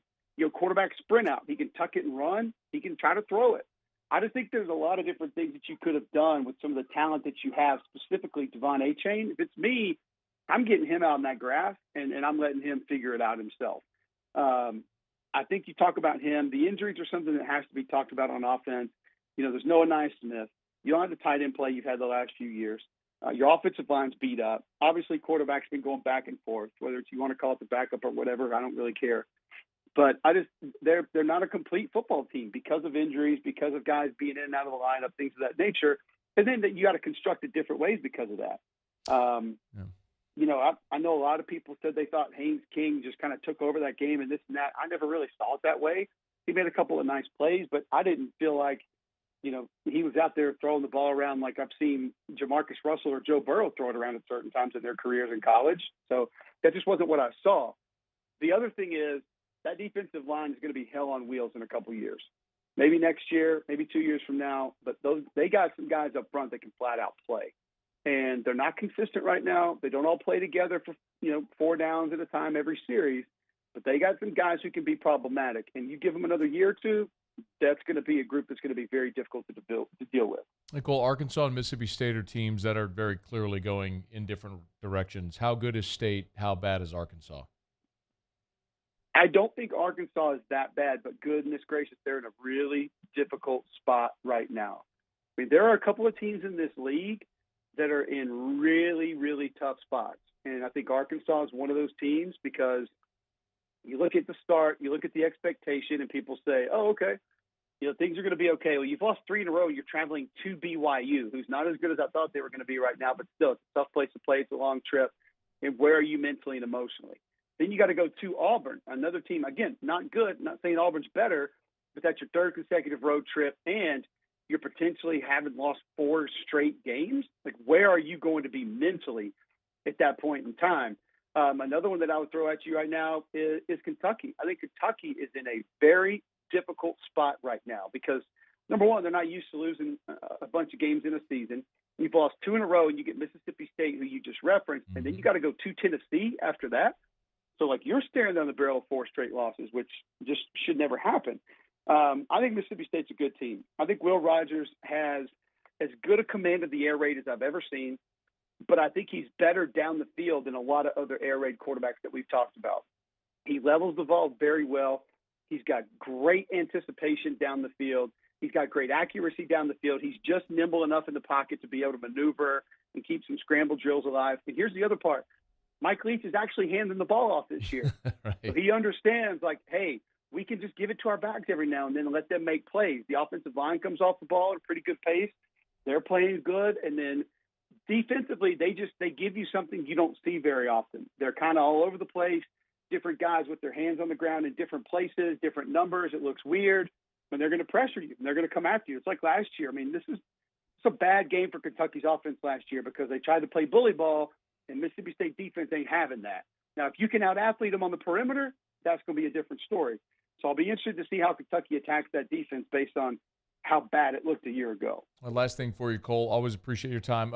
Thumbnail on LSU. And by the way, Cole's going to be back in Lexington again at State at Kentucky. It's going to be obviously a very significant one for both. But same for LSU in Florida in Gainesville, where the drama never ceases seemingly with this series in recent years. Give me a thumbnail on that game, Cole, if you would. I think if two things come to mind, big plays and controlling the game. So when I say that, you look at Ventrell Miller and Brenton Cox and some guys on the Florida defense, like they're splash guys. They've been big play guys this year, but consistently they have not gone out and put a lot of great football together. I think you'd agree with me that we could say something similar, be it maybe not on the same scale, maybe on a lesser scale, with the LSU defense. Sure. You got like guys like Harold Perkins, B.J. Olajari, Ali Gay. They'll make some great plays.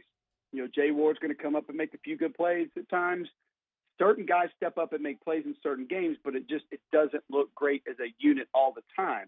And then on offense, kind of the same thing. Like Anthony Richardson is going to give you some wow plays, but that offense, it hits walls and it slows down and it gets bogged down. Same thing with LSU's offense. Like you can't just be quarterback run on 75% of your plays. You've got to find a way to distribute the football to different players, get it in the hands of different guys, and just find a foundation. And I think that's what LSU is kind of struggling to do right now on offense is find a foundation. Like look at Auburn, for example. Auburn just doesn't have it. Like they could go find it if they want to, but they can't execute it because they're not good enough on the offensive line, and they don't have the receivers to draw enough attention, and they don't have a quarterback that's accurate enough. So they want to live and die in the stretch play, but they can't do that because they can't block it. And then even if they could block it with tight ends and bonus bigs, you can't block 9 with 5 or 6. You can't block 8 with 5 or 6. It's not going to happen. So they can't even get to a foundation. I think LSU could have it. It's just they haven't found it just yet. They have enough talent to be able to get there, but they need to find what the foundation of their offense is, and they need to find ways to build to it, attach to it, and be able to make it good more times than not. So I think who can ever control the game the way they want it to go, because Florida wants to run the ball. And they run the same offense Billy ran down the road in Lafayette. They know what it looks like, and it can get going at times, but then other times it's just not what they need it to be. And then who's not going to be a splash play group on defense but actually play consistent team ball? Whoever does those two things is who's going to win that game. He is Cole Cubelic. Follow him on Twitter at Cole Cubelic. Always great stuff. SEC Network and, of course, Jocks FM there in Birmingham, brought to you by Roosters Men's Grooming Center. Thanks, Cole. We appreciate you, man. Hey, Matt. Always appreciate talking to you. We'll do it again next week. Amen. Be well. Of course, Roosters Men's Grooming Center, roostersmgc.com. 2 locations in Baton Rouge Town Center. And then, of course, on Old Perkins, directly, it's like the Highland Marketplace. It's directly across the street from the entrance to Blue Bayou. Get the gentleman's choice, even if you're, yes, it is funny. And I actually do really respect the sort of the intentional comedy for Roosters sponsoring the segment with me and Cole, 2 bald men. But you can always go get your straight edge shave, relax in face, hot towel, shoulder massage as well. It's Roosters. It's an awesome place. Highly, highly, highly recommend Roosters Men's Grooming Center. All right, it's after further review. Great gift cards as well. If you want a gift card for like the guy that's hard to buy for, get him a gift card to Roosters, something that they may never go try themselves. Put them in that chair one time, they'll go back. Roosters Men's Grooming Center. All right, it's after further review. We'll knock out a break. Come back. Dennis Allen, we got an update on Deontay Hardy, who the news does not seem great. But why that may be just stay okay for the Saints. We'll get to that. Tigers and the Pros coming up as well. Maddie Hudak in about 45 minutes. We've got a ton to do. Glad you're here. AFR. AFR. AFR is brought to you by Rouse's, the official supermarket of the New Orleans Saints. Rouse's.com. Rouse's.com. Tell you every day, make sure you download that Rouse's app if you haven't done so yet. There are Rouse's locations all over Louisiana. So download the Rouse's app. You can find the location nearest you. Remember, they've got delivery and pickup options, so they make it easy. If you want to go on the app, select all your items, your personal shopper will go pick out your items for you. When you pull up, they'll bring it out to the car, saves you time. And they do have delivery options as well if you can't physically get to Rouse's. This is obviously something that was necessitated during COVID and has become just a great part of how a lot of people manage their shopping. Rouse's is right there for you Hey, look, if you need dinner options tonight, Rouse's is great any day for a hot lunch or dinner for the office or for the whole family. It's Rouse's, the official supermarket of the New Orleans Saints. For game day or any day, it's Rouse's, the official supermarket of the New Orleans Saints. Rouse's, this feels like home. Gulf Coast Bank and Trust is giving our customers the power to bank anywhere, anytime during this challenging event. And we're right there with you. Our mobile banking app is a smart way to manage your money and time. Gulf Coast Bank and Trust, the bank that cares about you. Bayou Chrysler Dodge Jeep Ram has $12,000 off MSRP on all new 2022 Ram Black Widow trucks in stock. All new Bayou vehicles come with a 1 million mile powertrain warranty and free delivery. If you need sales or service, the crew at Bayou is going to do right by you. Crime has serious consequences, but anyone can make a mistake. If you find yourself in trouble with the law, know that you have rights, and it's okay to demand them. The law offices of O.C. Brown are here to protect you and your rights. Felony or misdemeanor, DUI or drug charge. No matter what crime you're accused of, you still have rights. Let the law offices of O.C. Brown uphold them. Call 225-343-1111. Your law firm for a lifetime. ITI's got all these programs. Once I started and learned everything about the school, it was worth it. The challenges that ITI presented me with, it allowed me to build myself up. All because of ITI, I actually was able to get a job within 3 months before graduation in my field. Get the hands-on training you need for the job you've always wanted. With so many companies hiring right now, it's the perfect time to come to ITI Technical College. Enroll today for a better life. It's no secret. The best oysters in Baton Rouge are at Jolie Pearl Oyster Bar. Enjoy mouth-watering South Louisiana flavor and oysters from all over the country. And don't forget our nightly drink specials.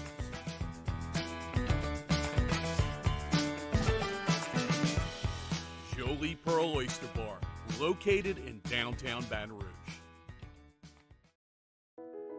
I've been doing business with Luba for 25 years. They're dependable, trustworthy. It's just the attention to detail with our clients. Our folks have years and years of experience. They're highly trained professionals. But many companies have that asset. What I'd like to think makes Luba a bit different is that we use those talents in a way that truly is dedicated to serving the needs of the folks who depend on us. Eli's always been into grilling. It took us a while to see it, but the signs were there. What are you doing, Eli? I knew grilling was my thing. I have been talking about it throughout my career. Happy with the results? I am. Got the new grill from barbecueguys.com. It performed great. My advice, as I always told my boys, do more of what you were born to do. Barbecue Guys.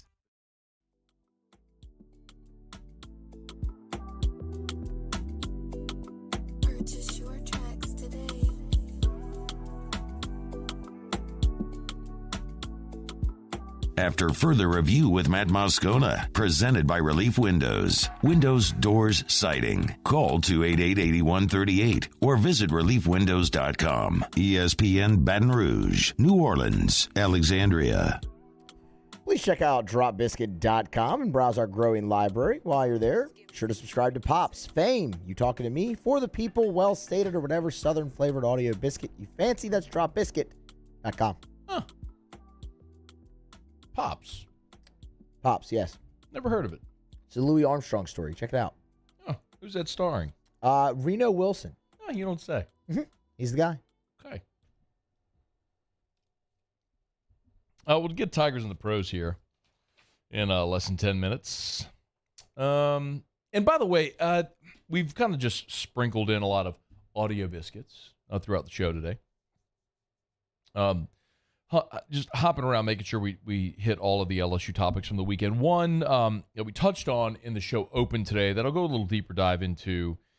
Jim Allen sent a text. Can you discuss special teams deficiencies? Yes, I'll give you my opinion. And Brian Kelly obviously was asked about it today as well. So coming up right after the top of the hour, about 20 minutes from right now, I'll make sure we talk special teams more deeply. But the Saints have really been, for the second consecutive year, a snake-bitten football team when it comes to injuries. That we all know the number. A year ago, the Saints started more different player started more players over the course of the season than any team in the history of the NFL. That's not good for consistency, clearly. And man, just when you look at this year already, with Kamara having missed time, Taysom having missed a game, you've obviously had injuries on your offensive line throughout this year. You just got Andrews Pete back from a concussion, and Throckmorton's hurt. He missed the game. We know what's happened with the receivers, with Michael Thomas and Jarvis Landry. And the trickle-down has now happened because Chris Olave was injured. On the touchdown catch was an amazing catch. Chris Olave went unconscious. You could just tell the way his body went limp. He flailed. So he's most certainly will be in the concussion protocol, and you wish him well. And then Deontay Hardy got hurt as well. So I mean, you're down your top 4 receivers, which is just incredible. It's incredible to say. That's just such a mouthful. But Nick Underhill noted that Deontay Hardy suffered a turf toe injury. That's according to a source, and said he's expected to miss some time, and the fear is that the injury could be significant. Ian Rappaport then quote tweeted Nick and added that Deontay Hardy will get a second opinion, but if nothing changes, it's likely an injury that knocks him out for a few months. That could mean season ending. Well, that's really, really tough news, especially because not only is Deontay Hardy, has he become a legitimate receiving threat, he's also obviously your returner. But the thing I'll tell you why I'm a little less concerned about that than I am about the injuries to Michael Thomas and Jarvis Landry is because I love Marquez Callaway. I think Marquez Callaway has been an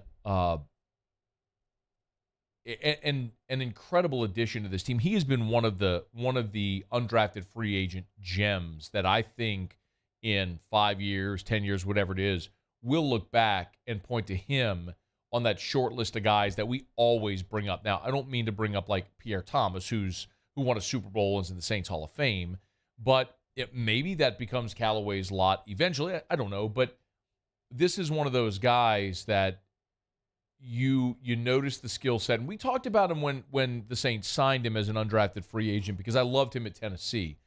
Callaway was a dynamic returner at Tennessee. So I have no problem with Marquez Callaway stepping back into that role as your kick and punt returner. Now, the downside of that is he's no longer your gunner, right? So you need to replace that spot on special teams. So there is sort of a domino effect or musical chairs where you have to shuffle a guy, but specifically just in that role of losing Deontay Hardy, and with all due respect, considering he was an all-pro returner in 2020, I like Marquez Callaway as a returner and as a receiver. Callaway had the touchdown reception in Carolina where it was basically just a jump ball into the end zone.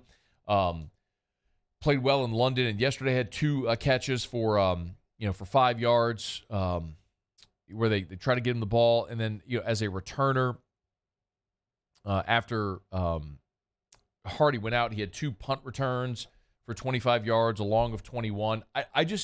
I'm very confident with Marquez Callaway having the ball in his hands. So, yes, of course, you would love for Deontay Hardy to be available to you as both a receiver and as a returner.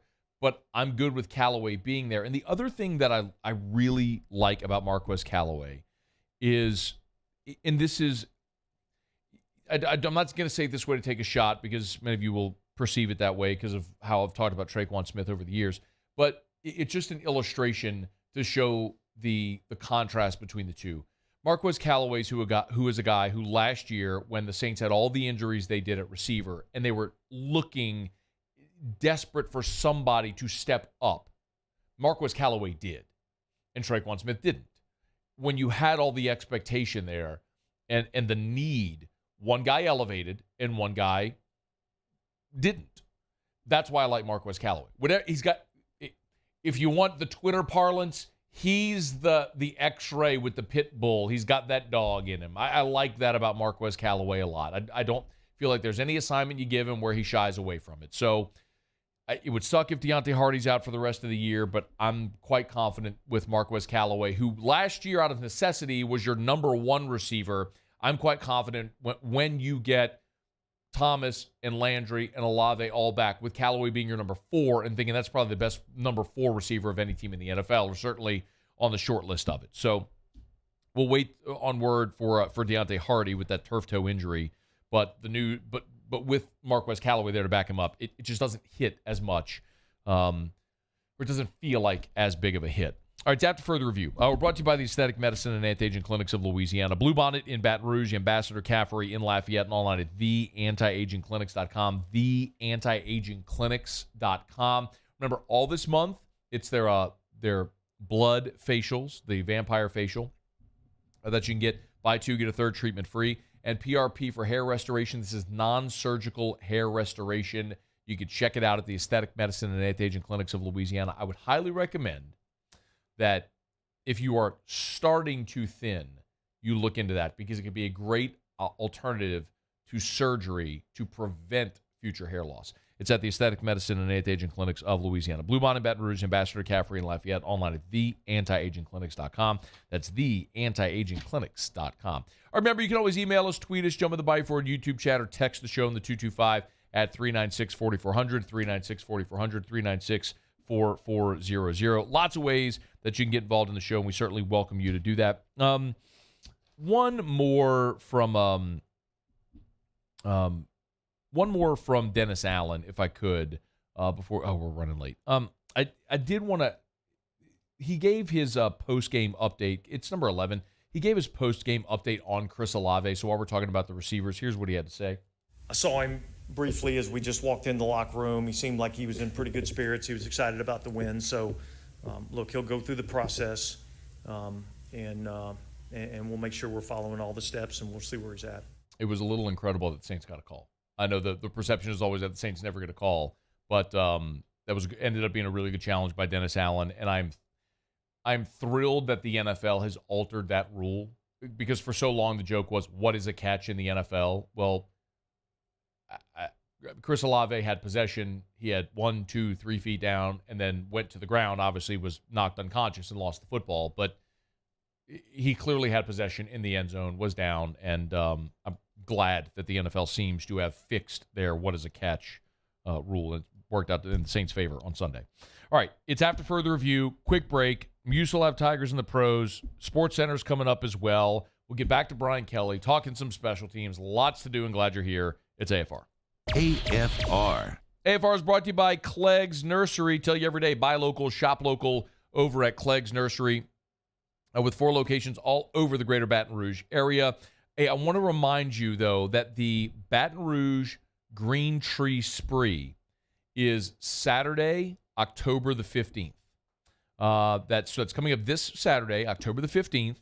It's the Baton Rouge Green Tree Spree at the Clegg's Nursery on Segan. So please make plans to get out there. Please take note of that date. It's at Clegg's Nursery. Of course, I tell you all the time about the 4 locations in the greater Baton Rouge area: Segan near Airline, LA 16 in Denham, Mid-City on Donmore, the Garden Center on Greenwell Springs. They've got tons of fall decor still. Yesterday, we got out into the back area, and we're cleaning out all the spring and summer flowers. But this Saturday, 8 to 1 at the Segan location, the Baton Rouge Green Tree Spree at Clegg's on Segan this Saturday.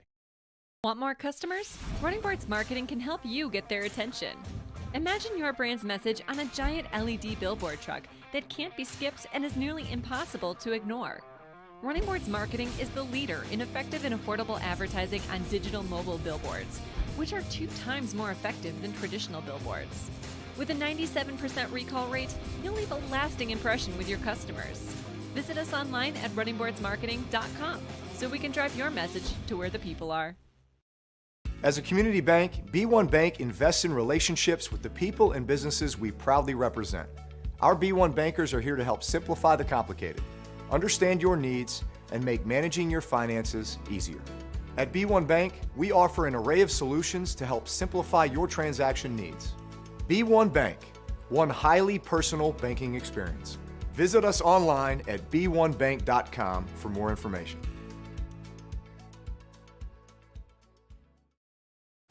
I'm Jay Ducote. I grew up learning how to cook at LSU tailgate parties and right in my own backyard. And I created JD's Louisiana products to bring that Louisiana flavor to you at home for your backyard cookout. JD's Louisiana barbecue sauce, Louisiana molasses mustard, spicy and sweet barbecue rub, and more are available at your local supermarkets or by logging on to jducote.com/shop. Put in promo code CST for 25% off at checkout. Crime has serious consequences, but anyone can make a mistake. If you find yourself in trouble with the law, know that you have rights, and it's okay to demand them. The law offices of O.C. Brown are here to protect you and your rights. Felony or misdemeanor, DUI or drug charge. No matter what crime you're accused of, you still have rights. Let the law offices of O.C. Brown uphold them. Call 225-343-1111. Your law firm for a lifetime. I've been doing business with Luba for 25 years. They're dependable, trustworthy. It's just the attention to detail with our clients. Our folks have years and years of experience. They're highly trained professionals, but many companies have that asset. What I'd like to think makes Luba a bit different is that we use those talents in a way that truly is dedicated to serving the needs of the folks who depend on us. This summer, meet Acura's heroes of performance.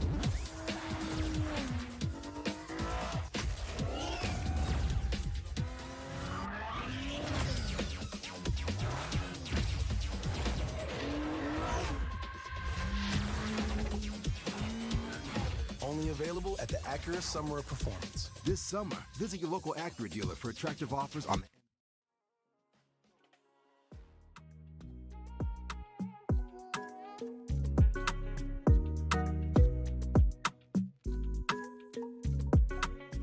After further review with Matt Moscona, presented by Relief Windows. Windows, doors, siding. Call 288-8138 or visit reliefwindows.com. ESPN Baton Rouge, New Orleans, Alexandria. All right, wrapping up hour number 2. Musso has Tigers in the pros. Tigers in the pros. They still bleed purple and gold. They're just really rich now. Presented by Lee Michaels Fine Jewelry. Lee Michaels Fine Jewelry, where Baton Rouge gets engaged. All righty, NFL action. There's a lot of action all around we get to here. Let's start in the NFL. The Cleveland Browns. Jacob Phillips yesterday, 10 tackles in the game, 7 of them solo. 1 of them was a sack. He was tied for the team lead in tackles. Grant Delpit was right behind him with 9 stops, 6 of those solo. In other Browns news yesterday, they made a trade for linebacker Deion Jones, getting him from the Atlanta Falcons. Of course, Deion has not played yet this season, recovering from shoulder surgery, but is eligible to return from IR.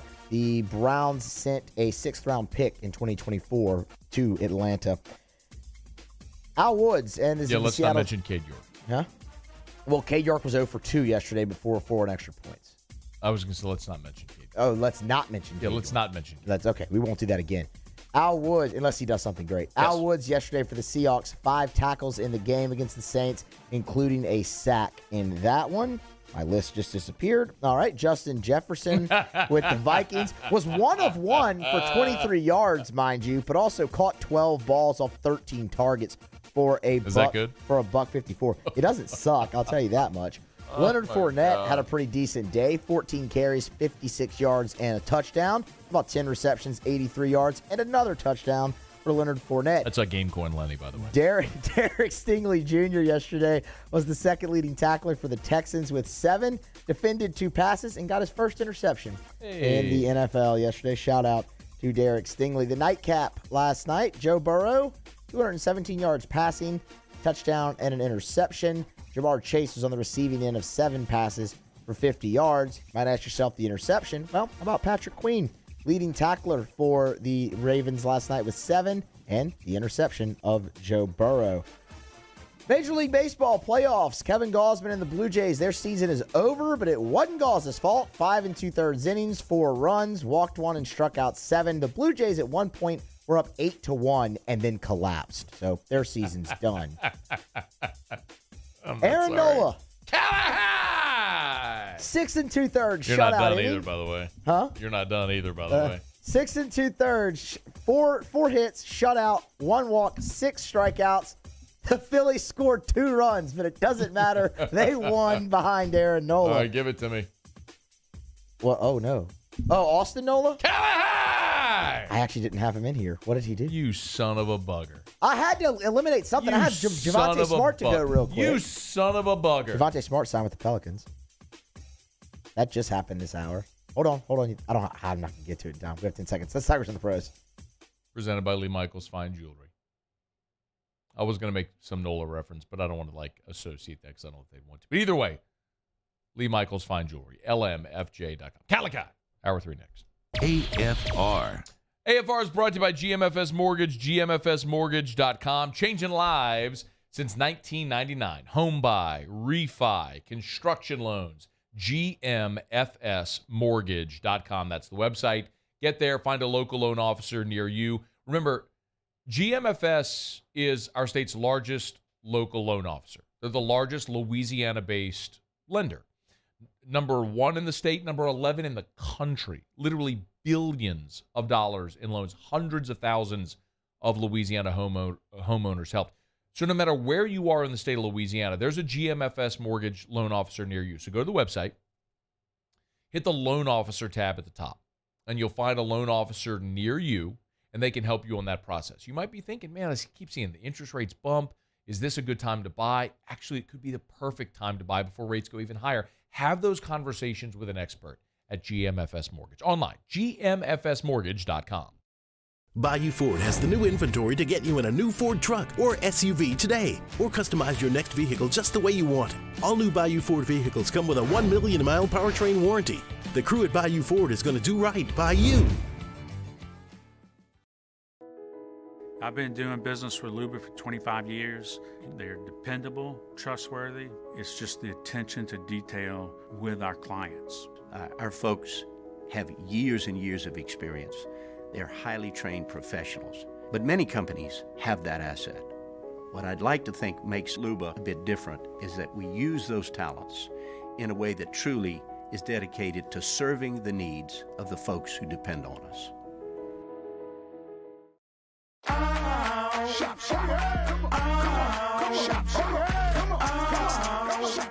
Order curbside pickup online or with Rouse's Market Shopping app and let Rouse's personal shopper shop for you.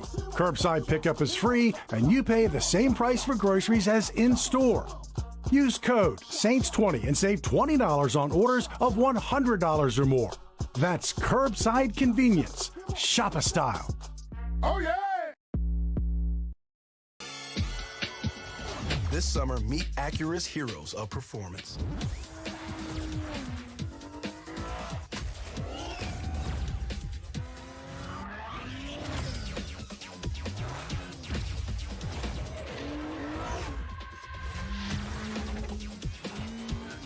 Only available at the Acura Summer of Performance. This summer, visit your local Acura dealer for attractive offers on the MDX.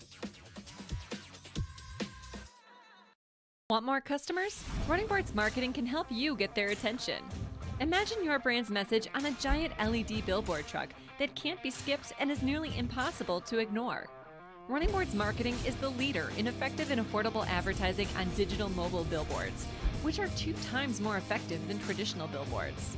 With a 97% recall rate, you'll leave a lasting impression with your customers. Visit us online at runningboardsmarketing.com so we can drive your message to where the people are. ITI's got all these programs. Once I started and learned everything about the school, it was worth it. The challenges that ITI presented me with, it allowed me to build myself up. All because of ITI, I actually was able to get a job within 3 months before graduation in my field. Get the hands-on training you need for the job you've always wanted. With so many companies hiring right now, it's the perfect time to come to ITI Technical College. Enroll today for a better life. Le posso offrire un caffè? Le posso offrire un caffè? Andiamo insieme da me, non c'è. Call Mr. Electric today for electrical repairs, upgrades, and installations.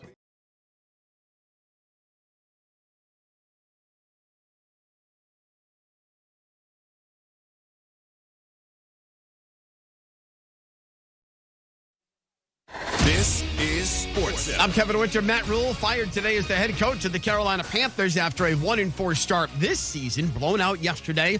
And in 2+ years, a grand total of 11 wins and 27 losses. 38 games. That's it.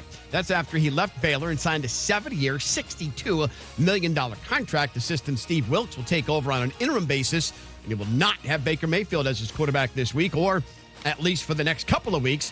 Mayfield suffered a high ankle sprain. P.J. Walker will get the start. New into Sports Center over the last couple of hours, Washington Commanders head coach Ron Rivera. His team's 1-4. The rest of the NFC East has a 5-0 and 2 4-1 teams. This was Ron Rivera earlier at his press conference today. Why do you think the teams in the division are farther ahead at this point? Quarterback. I'm sorry, what? Quarterback. Okay. Talking about Carson Wentz. We'll see how it goes on. Rivera did clarify and say other teams have had their quarterback longer. Baseball's League Division Series all start tomorrow. 4 game ones. Phillies and Braves are up first. Exclusive ESPN radio coverage begins 12:30 p.m. Eastern Time.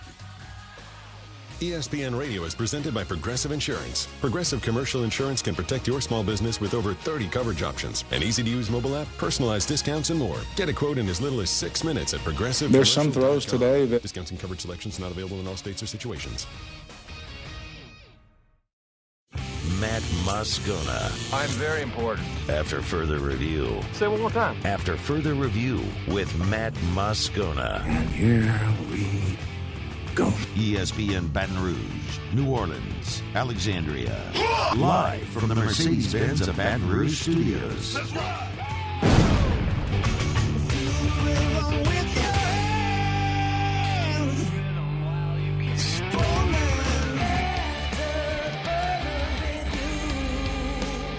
Hour 3. Off we go. Welcome aboard. Glad you're with us, AFR. Presented by Relief Windows. I'm Matt. This is Shaq O'Neal, and I hate Matt. Paul O'Neal. They're chanting Paul O'Neal's name. You so. And Mr. Toby Tom Blake.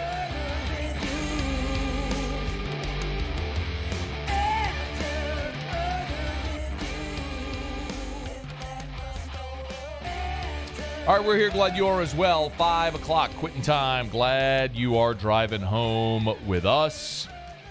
Maddie Hudak in about 15 minutes. Some film review from the Saints win over the Seahawks. Massive win for New Orleans. There's no other way to state it.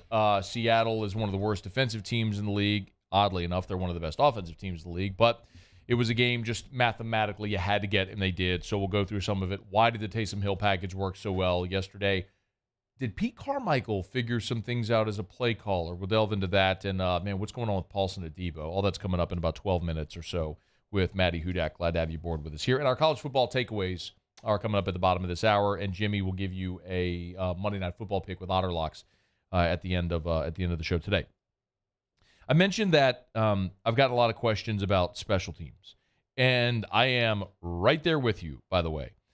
This was Jim Allen said, Matt, can you please discuss the special teams deficiencies? Yes, I would love to discuss special teams deficiencies because this is a topic we've been able to discuss literally every single game so far that LSU has played because LSU special teams have been a disaster.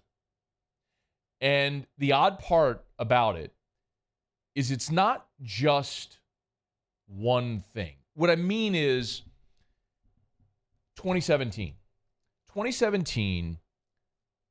LSU had Connor Culp and Jack Gonsolin as their place kickers.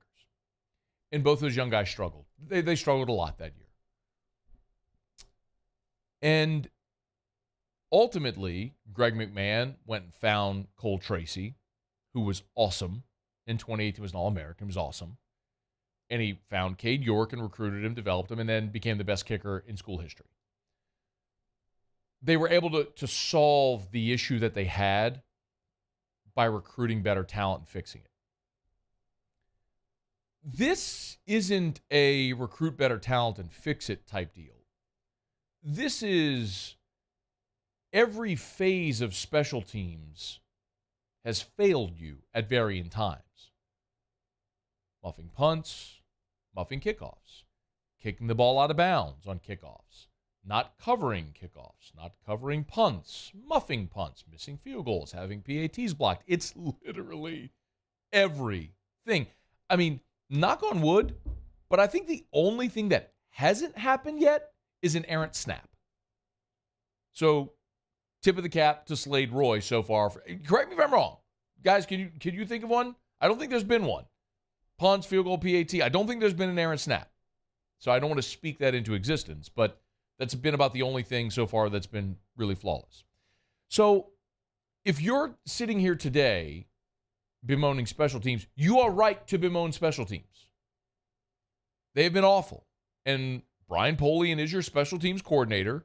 And so, yes, when something goes wrong in every phase of special teams in every game, your special teams coordinator deserves the lion's share of the blame for that. Is it Brian Polian's fault that Jack Bech couldn't handle the opening kickoff? No. But when you're kicking into a wind and it's a sky kick, you need to have a plan for that, and they didn't. Man. Anyway, I have more to say. But Brian Kelly was asked about it today. He was asked, how do you fix special teams? And here's what he said. The areas that are pretty clear, you watch the game, right? I mean, we got to field the football and we got to tackle in space. Those are, clearly areas that we have to be able to, get guys to perform at that level. And so do we need to spend more time individually on things? Do we need to demand more from the individuals that are actually out there? There isn't like a whole group of other guys that are ready to play. I mean, we're playing front line. We got our starting linebackers on our punt routine, and we've got one of our best receivers returning, kickoff. So it's not like, we've got the JV team out there. These are our best guys, and we just have to stick with it and work at getting better. So, on one hand, I completely understand what he's saying. There is a degree of frustration associated with Malik Neighbors muffed 2 punts, Jack Bech muffed a kickoff. Those are 2 of your best players. I get it. When Gregory Clayton muffs 1, I understand why he's not going to be back there anymore. And I don't mean any disrespect to him at all, but there's just a difference between a guy who's at UTSA who's walking on and trying to fill a role, and those 2 guys who are future NFL players who are among your best players on your team. And I think we can all agree there's a very clear delineation there. But those aren't outliers, and that's the problem. Last week against Auburn, in the first half, you had 4 special teams penalties. In the first half, almost every single special teams play, you committed a penalty. So it's not like one of your best players muffed a kick. Like, sometimes physical mistakes happen in games, in every sport. And you can kind of live with that. What you can't live with are all of the mistakes that continue to happen, the mental mistakes. Go back to the opener. I mean, this coaching staff is the one that put Mason Taylor as the left wing when the kid acknowledged he'd never been on a field goal PAT unit in his life. Why? A week later, Jack Mashburn was there. Good, they fixed it. But that should never have been a problem that you had to fix. The coverage units. I mean, you've got, I don't know what the exact number is right now, but I think it's in the number of 75 scholarship players on your roster. You can find disciplined guys that have played special teams their whole life that know how to stay in a lane, shed a block, and make a tackle. It shouldn't be a bad thing when your punter booms a 60-yarder because he outkicked his coverage. Like, get your ass down there and cover the kick. I mean, these are the things that if LSU were a dominant football team, these are things we'd almost forget about because they'd win and you'd forget about this little thing. But when you are what you are today, booming a punt and allowing a 58-yard return, is a massive deal because 2 special teams plays at the onset of the game spotted them 10 points, essentially. And against that team, you just can't do it. So, listen, when Brian Kelly was hired and he hired the whole staff, when he finished his staff, remember T-Bob and I did this on an episode of Scone and Tea. It's a podcast T-Bob and I do every Wednesday if you're not familiar. We do it live at Oliver Twist. We welcome you. Come join us 7 o'clock. And we looked at the outgoing staff and Brian Kelly's incoming staff, and we went position by position, staff member by staff member, said, okay, is it an upgrade or a downgrade? And there were only 2 positions where we kind of agreed mutually that it was a downgrade from what you had a year ago. One was DB coach, where you had Corey Raymond, godfather of DBU, and it's not a knock on Kerry Cooks, who by all accounts is a very accomplished defensive backs coach. But Corey Raymond, his resume is what it is. I don't need to explain it. And then special teams. You went from Greg McMahon to Brian Polian. And Greg McMahon, I would argue, was Ed Ogeron's best hire. I mean, I don't need to go too deeply into that. We can have that conversation another day, and I can sort of explain why. But I would argue that that's the best hire from an outsider that he brought in that Ed Ogeron made during his time in Baton Rouge. Again, we can have that conversation. People say Joe Brady. There's a lot of conversation we could have, but anyway. Sometimes guys are hired on staff to fill a certain role, like a recruiting role. He's also your recruiting coordinator. Sometimes guys are hired as recruiters, and they're sort of stashed on staff to coach a position. When Mickey Joseph was hired at LSU as the receivers coach, Mickey Joseph had never coached receivers. He was hired because you had to have connectivity to New Orleans. You had to have, from Frank Wilson to Jabbar Jalouk to Mickey Joseph, to now Cortez Hankton and Frank Wilson. Again, you have to have that. But Mickey Joseph had never coached receivers. Now, to his credit, he worked his behind off and learned under, glad Terrier's not here, Jerry Sullivan, who they hired as an analyst to help Mickey coach the receivers. But Mickey was on staff to recruit. Now, look, he's the interim head coach at Nebraska. I hope he gets that job. Wish him all the success. He's a really good coach. But it was a position group he hadn't coached before. That happens sometimes, where you try to stash a recruiter on staff. I don't know if that's what they're doing with Brian Polian.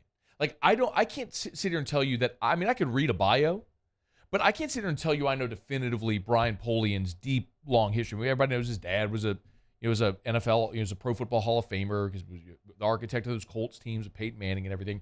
Now, Brian Polian has coached special teams before.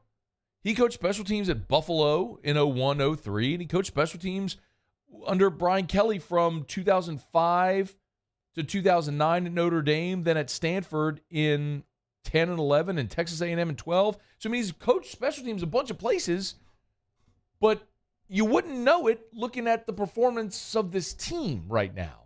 So, man, it's hard to point the finger anywhere else when it is an all-encompassing failure with a phase of the game, which is a third of the game. So, y'all know me, man. I've never been fire the coach guy, and I'm not going to sit here and yell that they need to fire Brian Polian. But if in the second half of the season, special teams mirrors the first half, I don't know how you justify bringing him back. There's just too much on the line to continue and consistently have this many massive mistakes in that phase of the game over and over and over again. Hopefully they get it figured out. Hopefully they keep getting better and better as the season goes along here in the second half, because they're going to need to be with what you have ahead. A trip to Florida, home against top 10 Ole Miss, Alabama, road trips to Arkansas and Texas A&M. You better not be giving them points, because some of those are winnable games. But you're not good enough to just give teams points. And LSU's been doing that all season in special teams. They need to fix it in a hurry. All right. It's after further review. Monday show is brought to you by Relief Windows, 288-8138, 288-8138, Relief Windows, and reliefwindows.com. Windows, door siding, Relief Windows, and reliefwindows.com. All right, we'll knock out a quick break, come back, one little long. Maddie Hudak's going to join us next. She always does her film study for the Saints game. So what stood out on film for the Saints and the Seahawks? We'll talk about that with Maddie next. And about 15 minutes from right now, our college football takeaways from the weekend that was in college football. Stay here. It's AFR. AFR. Man, I tell you every day, call Insurance Network of Louisiana. Let them shop independently for free to find you better coverage for less money. That's Insurance Network of Louisiana, online at lainsurance.net, lainsurance.net. I always love sharing these testimonials because these are real stories. These are actual people who are AFR listeners who called Insurance Network of Louisiana and were able to save on their insurance coverage. Here's one that Jay sent me. So he wrote an AFR listener named Nick. They increased his coverage by $100,000. Increased coverage by $100,000 and saved them $2,000 over the course of the year. He was previously with Liberty Mutual. What if you could get better coverage and save $2,000 annually on your insurance premiums? It's possible. Nick is proof. You could be next. 293-0450, 293-0450, or lainsurance.net. Gulf Coast Bank and Trust is giving our customers the power to bank anywhere, anytime during this challenging event. And we're right there with you. Our mobile banking app is a smart way to manage your money and time. Gulf Coast Bank and Trust, the bank that cares about you.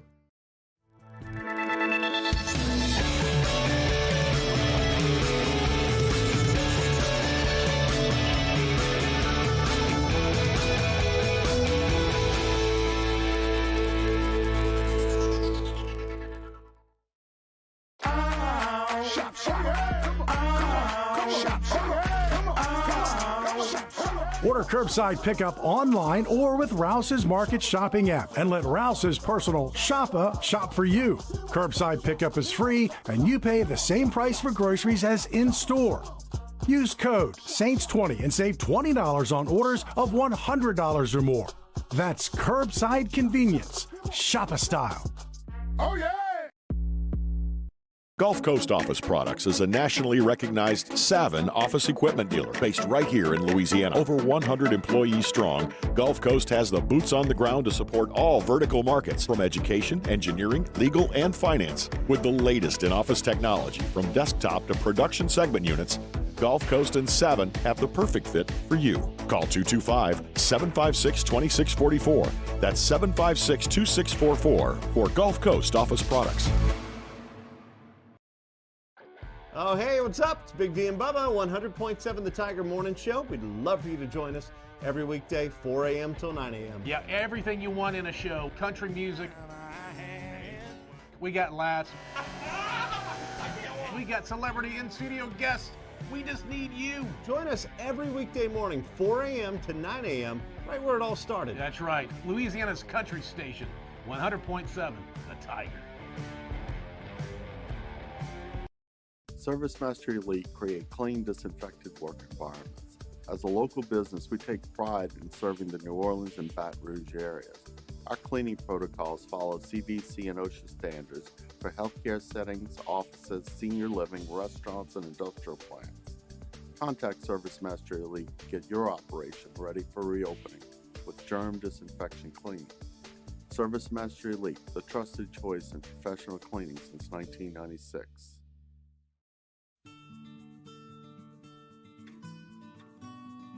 This is a house call.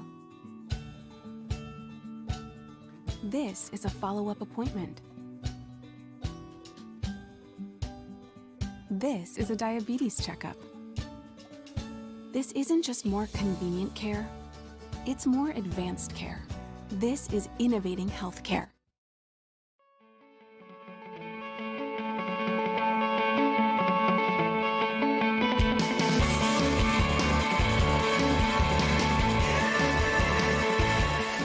After further review with Matt Moscona, presented by Relief Windows. Windows, doors, siding. Call 288-8138 or visit reliefwindows.com. ESPN Baton Rouge, New Orleans, Alexandria. I feel like, I thought we saw a little bit more progress this week. I felt like in the second half last week, you felt a little progress. Certainly we'd like to get everybody healthy and have all our weapons out there. But I thought today was, a lot more consistency in terms of what we were doing. Dennis Allen, after the Saints beat the Seahawks, I get back in the win column, and boy, was it needed. Been doing this the past few Mondays and really enjoying having Maddie Hudak jump aboard with us. She gave us our training camp updates all throughout Saints training camp. But join us now for a little Monday film review. Maddie, not only with Saints Wire, she contributes with us here, sideline reporter for Tulane, and also with Next Gen Prospect there. We appreciate the time. Maddie, thanks for the time as always. How are you?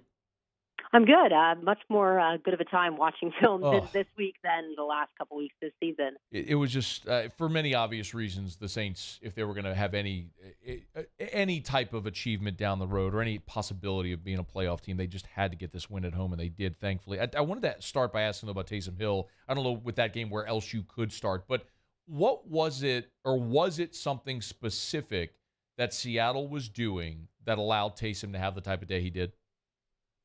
I think it was just taking more advantage of the fact that they haven't really used him that much this season. I don't think Seattle was really expecting him because you only threw one passing play, and you hear the announcers on his last rushing touchdown say, there's no running backs out there, there's no wide receivers out there. You know, I don't know what Seattle thinks is going to go on in that play. So I think it's less what Seattle was showing, because I think we all make the joke that everyone and their grandmother can figure out what Taysom's going to do. I think the blocking by the offensive line was a lot better this week than we've seen really all season. But I think just his vision and decisiveness, really as a running back and nothing else, is really high up there. And it just seemed like he sees holes a lot quicker than, for example, Mark Ingram's able to see them. They haven't ran any draw plays this season, and they ran 3 between Hill and Kamara, and were 100% success on that, and it was an average gain of 12.3 yards per play. And we saw a lot of counter plays as well, just really using him against Kamara more than we've seen. I think that really is key. It reminds me of when Taysom started in 2020, and it was the Atlanta game where Alvin Kamara had seen something. He talked to Sean Payton at halftime, and they kind of ran this play where they played their mobility off one another. And I think that's really where you saw that success open up, because they respected the run game. They ran on 62% of plays, and under Winston, it was 31% run plays, 69% passing plays. So evening that out and then using kind of really his dual threat under center, and then adding in the fact that now everyone has to game plan for the fact that he might throw a pass at this point. So they're just kind of leaning into that gadget play, and it worked. Hey, real quick, I want to go back. You said something interesting about Hill and Kamara running a draw, and they did it 3 times for an average, I think you said, of 12 yards. Was that with both of them in the backfield together? Yeah, and Hill kept it on 2 of them, and the third one, Kamara kept it. But just the idea that you're not going to think that Dalton's going to keep the ball and take off, and the same thing with Jameis Winston. But just having that option, it opened it up both for Hill and then Kamara on that last one. Okay. That's another interesting point, and that's kind of leads me into asking about the game that Pete Carmichael called. Maddie, my opinion as we started the show, and again, this is just my opinion, is that maybe the fact that you went into the week knowing who your quarterback was going to be, that you weren't going to have Mike Thomas, like they were able to formulate a game plan where there wasn't so much uncertainty throughout the week. Did you notice anything that I guess that was notably different in how Pete Carmichael called this game from the previous 4? Yeah, and that's a good point, too, with their week of actual prep. It seemed a lot less discombobulated. I think, again, another obvious answer is those short throws to Alvin Kamara in space and actually using him for the versatility that he offers. I think he's very much kind of in place in a box this season, and it kind of happened at the beginning of last season, too, and I was willing to chalk it up then to kind of growing pains between Jameis Winston and Alvin Kamara and getting settled into this offense. But it's really hard to ignore that Dalton is really just willing to take those quick dump-off passes, and he's decisive in doing so. And we saw Kamara run more out routes than we've seen all season. They ran a lot more hitch routes. Chris Olave was successful on 3 of them. They're really just kind of short across the middle of the field, kind of dink and dunk passes that we were used to seeing under Drew Brees, getting the tight ends involved a little bit. And the fact that, they were down Olave, Thomas, and Landry, it almost seemed like the game plan reverted back to those later years of Drew Brees where you need someone to be able to execute the system. But at this point, the system doesn't seem very broken if that was what kind of the result was. I know Seattle's defense is here and there, but they haven't, Carolina's isn't necessarily the best either. And, with Matt Rule just getting fired, it's hard not to look at those earlier games and think if a couple of things had gone differently. But I really think the key is Alvin Kamara being unlocked in space and as a receiving threat. Well, it was certainly great to see, both as a receiver and a runner for Kamara on Sunday. Maddie Hudak's with us. She's on Twitter at Maddie Hudak _94. Give her a follow. I want to flip it over to defense. Obviously, there's so much good to talk about offensively after a game like that. Defensively, Maddie, when you would come on throughout training camp, damn near every day we talked about how Paulson Adebo was the star of training camp and how he was poised for this huge, and it wasn't just, it was everybody. I mean, that was a consensus thought, and it just has not transferred to the field this year.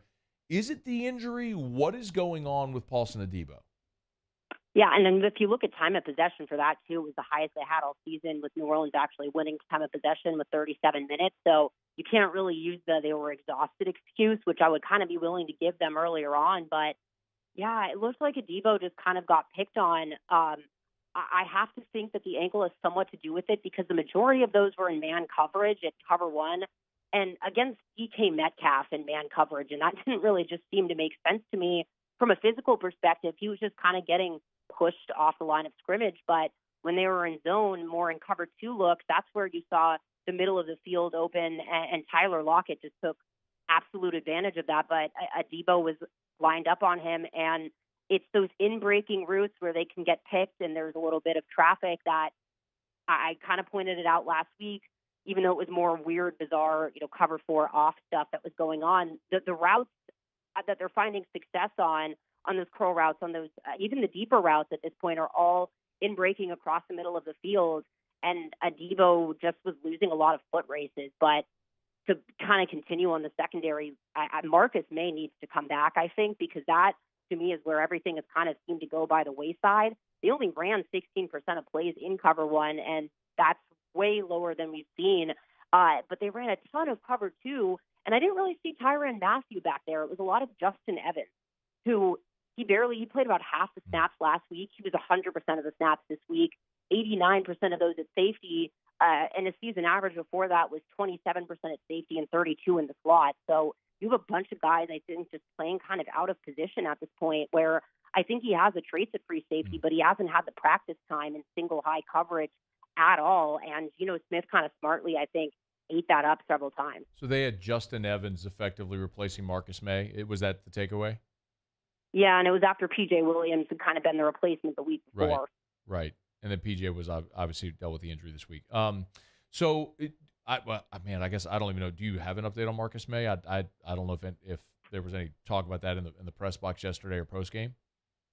I haven't really heard anything. Okay. The injury kind of seems like a quiet one that has really seemed to linger, but they're going to need someone back to play Cincinnati. So hopefully we get some clarity on that this week. That's actually a great transition. Last thing I was going to ask about, I don't know if you've done any film work yet on the Bengals. Do you have any thumbnail preview or ideas of matchups that would be worth watching for Saints and Bengals this weekend? Trying to think of things specific. You'd think that they would put Lattimore on Jamar Chase, but maybe not. It does worry me because they have Joe Burrow, they have Jamar Chase in that connection. They've kind of showed what their weaknesses are in coverage, and with someone with Joe Burrow and the football IQ he has, that does worry me a bit. Their running game with Joe Mixon, they have a more balanced attack than I think Seattle had. They weren't really getting that far with the run game. It was really those deep passes, and their drives weren't lasting that long. They were just really, really explosive plays, and that's something that you really can't see against Cincinnati, and it's something we really hadn't seen as much as we have up until last Sunday. And would love to see this defense get healthy. I mean, you mentioned Jamar Chase with Lattimore, and we got to see if Lattimore's how healthy he's going to be with the abdominal injury. I mean, it's just if they keep dropping like flies in that secondary, it's a concern obviously this week and moving forward with what you can see ahead on the schedule. Maddie Hudak, she's on Twitter at Maddie Hudak _94. Be sure to give her a follow. We always appreciate the look at the film and the visit on Monday. Thanks, Maddie. Thanks for having me. All right. Have a great week. It is After Further Review, brought to you by the Williamson Eye Center. 924-2020, 924-2020, or WilliamsonEYE.com. You want to see 2020? Well, maybe some of these dudes in the secondary could use a little LASIK. Maybe so. It's helped. It's helped a lot of football players. You go into the Williamson Eye Center. Dr. Blake Williamson has a giant display of a lot of the professional and college athletes that they've helped over the years. I mean, guys from Caleb Von Chasson and Devin White, John Emery, Warren Morris, Paul Maneri, me. So I don't really fit. I don't really fit in that category. But call the Williamson Eye Center, 924-2020. Eye care, eyewear, and eye surgery. They can do your whole family eye exam. They obviously have glasses and contacts in their optical shop. But if you're thinking about ditching the contacts and glasses forever, the Williamson Eye Center has a refractive issue for you, no matter your age or your refractive issue. 924-2020 or WilliamsonEYE.com. All right, it is after further review. We'll get to our college football takeaways coming up after the break. Muse, Paulie, and I will go over our biggest takeaways from the college football weekend. Been a really good show. The other thing we haven't really talked about at all yet is Matt Rule being fired today. And on a normal day, we would spend a good amount of time, and that's a Saints division opponent. Just so much of the day is recapping the games from the weekend. Of note, Sean Payton was a guest today on The Herd with Colin Cowherd and was asked about that job. Sean Payton is now obviously the most sought after coaching free agent this offseason. When we come back, we'll let you hear what Sean Payton had to say about the Carolina job. We will get to that and our college football takeaways when we continue here on AFR. AFR. AFR is brought to you by the Baton Rouge General Hospital, brgeneral.org, brgeneral.org. As a matter of fact, I just told you about the Williamson Eye Center. The Baton Rouge General, the Williamson Eye Center is on the Baton Rouge General campus on Bluebonnet, at least their Bluebonnet location. brgeneral.org, brgeneral.org for the Baton Rouge General Hospital. Remember, October is Breast Cancer Awareness Month. So all this month, we're going to be telling you, and they have their pink pumpkin, their Protect Your Pumpkins campaign. I know that sports talk radio you think is a male-dominated audience, but I've seen our numbers, and we have a lot of ladies that listen to this show. Ladies, of course, I strongly encourage you to get that mammogram. I trust that many of you already do. Men, make sure that the ladies in your life are getting their mammogram from a guy whose mom and aunt are both breast cancer survivors. Early detection is key. Learn more at brgeneral.org. That's brgeneral.org for the Baton Rouge General Hospital. Bayou Chrysler Dodge Jeep Ram has $12,000 off MSRP on all new 2022 Ram Black Widow trucks in stock. All new Bayou vehicles come with a 1 million mile powertrain warranty and free delivery. If you need sales or service, the crew at Bayou is going to do right by you. When I was a boy, I spent my days climbing trees, catching fish. Barefoot in the river I walked, listening to crickets, counting stars. This was home.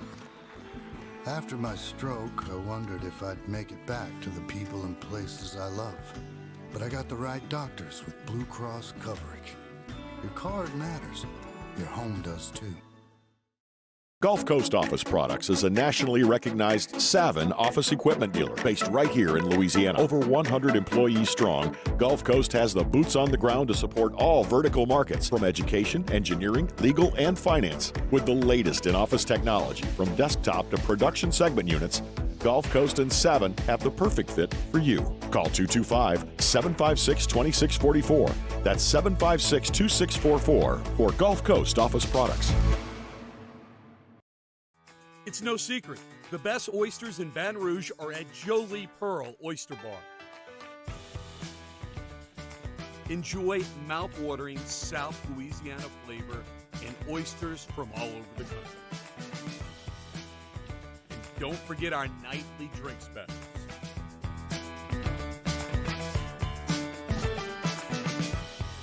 Jolie Pearl Oyster Bar, located in downtown Baton Rouge. I've been doing business with Luba for 25 years.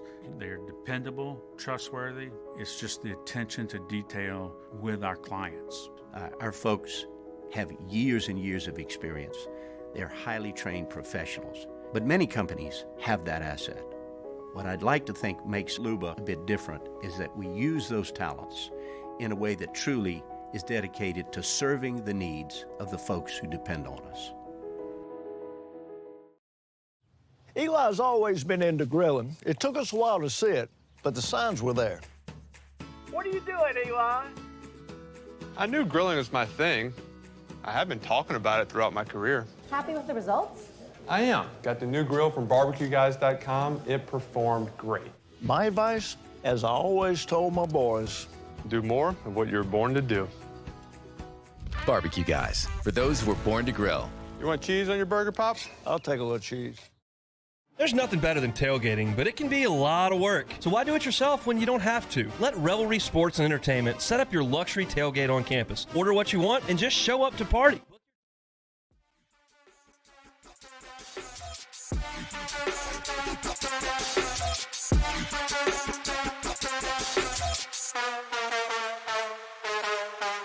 After further review with Matt Moscona, presented by Relief Windows. Windows, doors, siding. Call 288-8138 or visit reliefwindows.com. ESPN Baton Rouge, New Orleans, Alexandria. All right, glad you're rolling along with us here. Jimmy will be here in a little more than 10 minutes from right now. A little Otter Locks. Looking forward to that. Jimmy will give us his pick on Monday Night Football.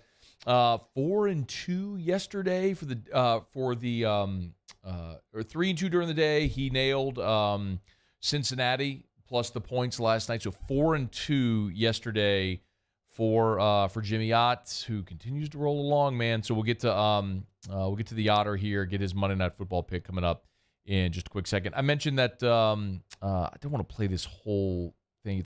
It's about almost a 4-minute interaction with Sean Payton and Colin Cowherd. We're not going to play the entire thing, but we'll take a little bit of this clip here with the Panthers firing Matt Rule and Sean Payton reacting to it. How attractive, because I hear all these names for the Carolina job, how attractive is this job without a quarterback? Yeah, I think it's attractive. And first off, the jump sometimes from a successful college head coach to an NFL head coach is larger than you think. It just is. Schematically, red zone, third down. And I say that respectfully because in college, it's a different job. You've got a certain amount of hours per week. You've got spring ball, you're recruiting. You've got a lot of things that are happening. You know, I particularly don't like getting dressed up. But in college, as a head coach, you're going to be in dress shoes, slacks. I like putting a pair of Jordans on in sweats and going to watch film. Yeah. And I don't want to deal with a booster, and I don't really want to talk to the parent of a player. Right. And I want to coach. And yet, that's the college game. And so the transition, number one, is significant. But back to your question, is it an attractive job? Look, it's almost a unicorn, the open job with a great quarterback waiting for you to come in and be the foster parent. I mean, Green Bay's the last one that had that yeah, job. I mean, can you imagine? Like, usually, generally speaking, it's somewhat broken. And you brought up something that I thought was really important. The timing of function versus dysfunction. And oftentimes, the better quarterbacks are going to dysfunction because they're going to the first pick of the draft, second pick of the draft, third pick of the draft. And then, by the way, when Ben slips a little and he's angry, well, it's a blessing he went to Pittsburgh. When Aaron slips a little and he goes to Green Bay, it's a blessing because he's going to Mac Jones. Yeah, those are good problems. But at the very moment they're happening, the short term money and the short term, knocking the ego, if you will. I thought I was going to go fourth overall. I get all that. But turning a program around, it's interesting. So we've got the divisions. There's 4 teams in each division. Right. And there's generally one on the top, and the other 3 are trying to knock them off. And if they don't do it in 2 or 3 years, they're out. That's right. And so I remember when I arrived in New Orleans in 2006, Gruden, a real close friend, was the head coach at Tampa Bay. They were the team. They had won a Super Bowl. Good personnel. Yeah. John Fox, good coach, was at Carolina, and Jim Mora Jr. was at Atlanta. I knew all 3 of them well. I worked with John Fox in New York for 4 years. He's a close friend to this day, both he and Gruden. And yet you realize all four of us are not going to be around in 3 years. Right. And then pretty soon in New Orleans, as we got to that spot, we kept track of the coaches. And I think our staff saw 14 different coaches in the NFC South. Wow. And it's just that little miniature king of the hill. All right, so Sean Payton on the herd. I didn't intend to take 3 minutes, so we took 3 minutes of it. But Sean, it's compelling. Talking about why he doesn't want to coach in college, why Carolina is appealing. But we've always heard Payton wants to be coastal somewhere. Miami, L.A. Everyone always says Dallas. Don't look like Dallas is going to be open at this rate, but time will tell. Okay, let's hit our college football takeaways. Another week in the books. What did we learn about the landscape of college football? Muse, fire away. Alabama needs Bryce Young. Yeah, they do. Badly. Yeah, they do. Milroe turned the ball over 3 times in that game. Largely kept they in a minute. Interception, 2 lost fumbles. You send him on the road into Neyland Stadium, and you're asking for it. I know that sounds weird because Tennessee has not beaten Alabama since Nick Saban has been there, but you're asking for it if you send him in there as a freshman in that environment against that team. Paulie. Kind of piggybacking off of what Musso just said, Kentucky needs Will Levis. Their backup Kai Sharon only had 178 passing yards, 2 a pick. He was sacked 6 times, and no wide receiver had more than 2 catches. Not looking good. So what you're saying is teams need their starting quarterback. So should I go Arkansas needs KJ Jefferson? Well, I mean, he's a Heisman contender, Matt, so yeah, right? I'm not going there. The Matt Rule sweepstakes are underway.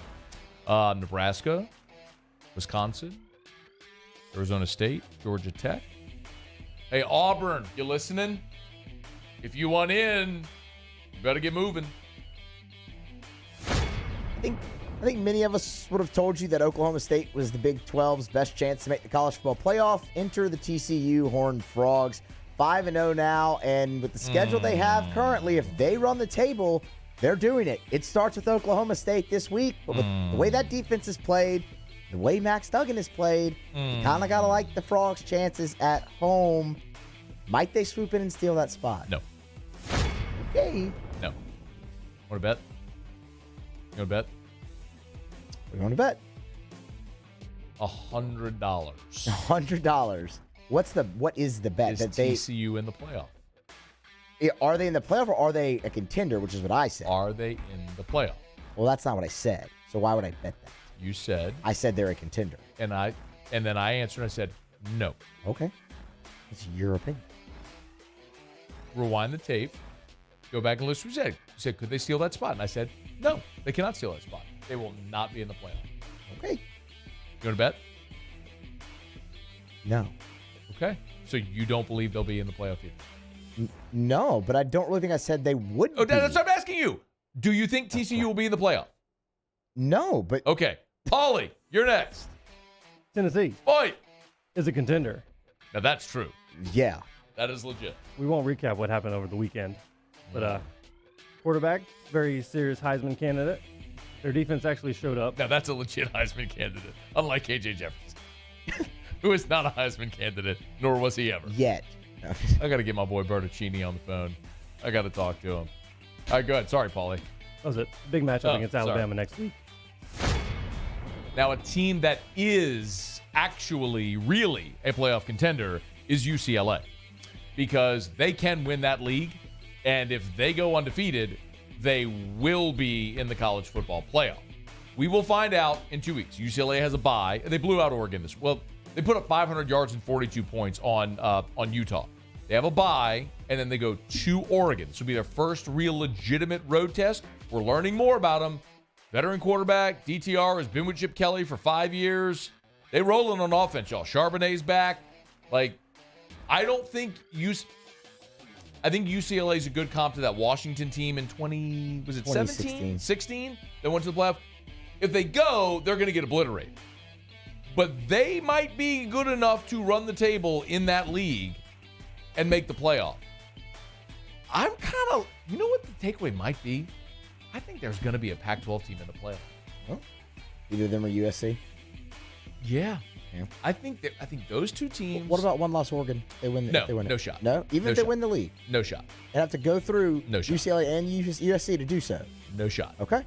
You cannot come out of the Pac-12 with a loss and make the playoff because Bama and Georgia are both getting in, and you're going to have either Clemson or Ohio State both probably in. So, no, I don't see a way that a one-loss Pac-12 gets in. You've got to be undefeated from the Pac-12. The league's just not respected enough. What, they've had two? It was the first year. The first year of the playoff, Oregon got in with Mariota, and then 2016, the year you just talked about with Washington. The league's just not respected. You've got to be undefeated. UCLA would be, or USC, excuse me, be the one potential outlier because they're USC. But I think I do. Yeah. I think I'm gonna go there. I think a Pac-12 team is gonna make the playoff this year. Okay. I'm stepping out there. On the ledge. On the ledge. The Big Ten West, it looks pretty wide open. I don't think it is. I think it's Illinois' division to lose. They are 2-1. 2-1 along with Purdue and Nebraska. Break up the Bielemas, huh? Along with Purdue and Nebraska at 2-1. Everyone else is within a game. How about Nebraska? But see, okay, exactly. Kind of my point, right? Illinois, Chase Brown's been really good at running back. They're 5-1. They have Purdue and Nebraska both coming up. It's your division to lose right now if you're Illinois. I don't want to step on Paulie's last one. Go ahead. Well, go ahead, Paulie. There we go. Interim coaches. There it is. For the win. I knew it was coming. Mickey Joseph, let's go. Nebraska. Let's Georgia go. Tech. Who's the guy that took over for Collins? Brent Key. What is it? Brent Key. Brent Key. Okay. So Nebraska, Georgia Tech. He's 2-0. Arizona State, Wisconsin, and UAB all have interim coaches. They all won this weekend. Yeah, let's go. So the moral there is, right, fire your coach. Fire your coach. It's good for a week. And my last one, Quinn Ewers is going to win a Heisman Trophy. Hard to argue against Not this that. year. But next year, Arch comes rolling in. Guess what, Arch? You sitting next year, dog. That kid's going to win a Heisman next year. You got any more? Are we done? Was that it? That's that was it. Yeah, okay. that was it. That's our college football takeaways. We'll grab our final break of the show. When we come back, Jimmy Ott will give us his Monday Night Football pick. It's AFR. AFR. Hey, and if you need a place to watch Monday Night Football, where else would you go? With Pluckers.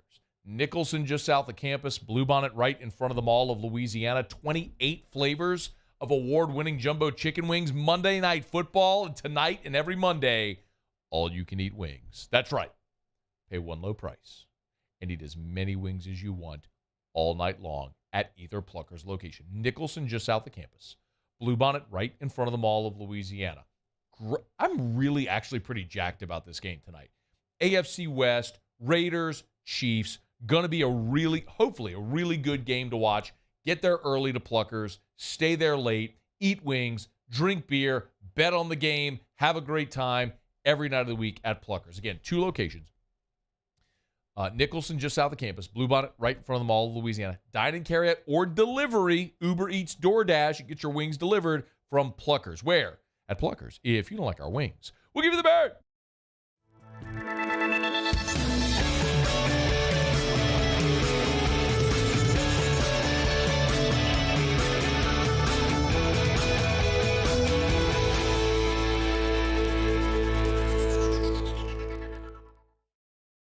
Gulf Coast Bank and Trust is giving our customers the power to bank anywhere, anytime during this challenging event. And we're right there with you. Our mobile banking app is a smart way to manage your money and time. Gulf Coast Bank and Trust, the bank that cares about you. I'm Jay Ducote. I grew up learning how to cook at LSU tailgate parties and right in my own backyard. And I created JD's Louisiana products to bring that Louisiana flavor to you at home for your backyard cookout. JD's Louisiana barbecue sauce, Louisiana molasses mustard, spicy and sweet barbecue rub, and more are available at your local supermarkets or by logging on to jducote.com/shop. Put in promo code CST for 25% off at checkout. Crime has serious consequences, but anyone can make a mistake. If you find yourself in trouble with the law, Know that you have rights, and it's okay to demand them. The law offices of O.C. Brown are here to protect you and your rights. Felony or misdemeanor, DUI or drug charge. No matter what crime you're accused of, you still have rights. Let the law offices of O.C. Brown uphold them. Call 225-343-1111. Your law firm for a lifetime. I've been doing business with Luba for 25 years. They're dependable, trustworthy. It's just the attention to detail with our clients. Our folks have years and years of experience. They're highly trained professionals. But many companies have that asset. What I'd like to think makes Luba a bit different is that we use those talents in a way that truly is dedicated to serving the needs of the folks who depend on us. This summer, meet Acura's heroes of performance.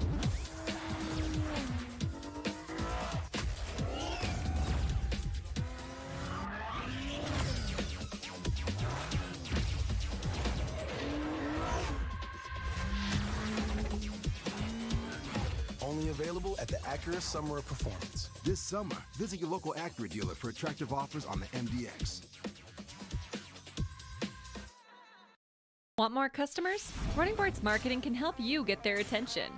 Imagine your brand's message on a giant LED billboard truck that can't be skipped and is nearly impossible to ignore. Running Boards Marketing is the leader in effective and affordable advertising on digital mobile billboards, which are 2 times more effective than traditional billboards. With a 97% recall rate, you'll leave a lasting impression with your customers.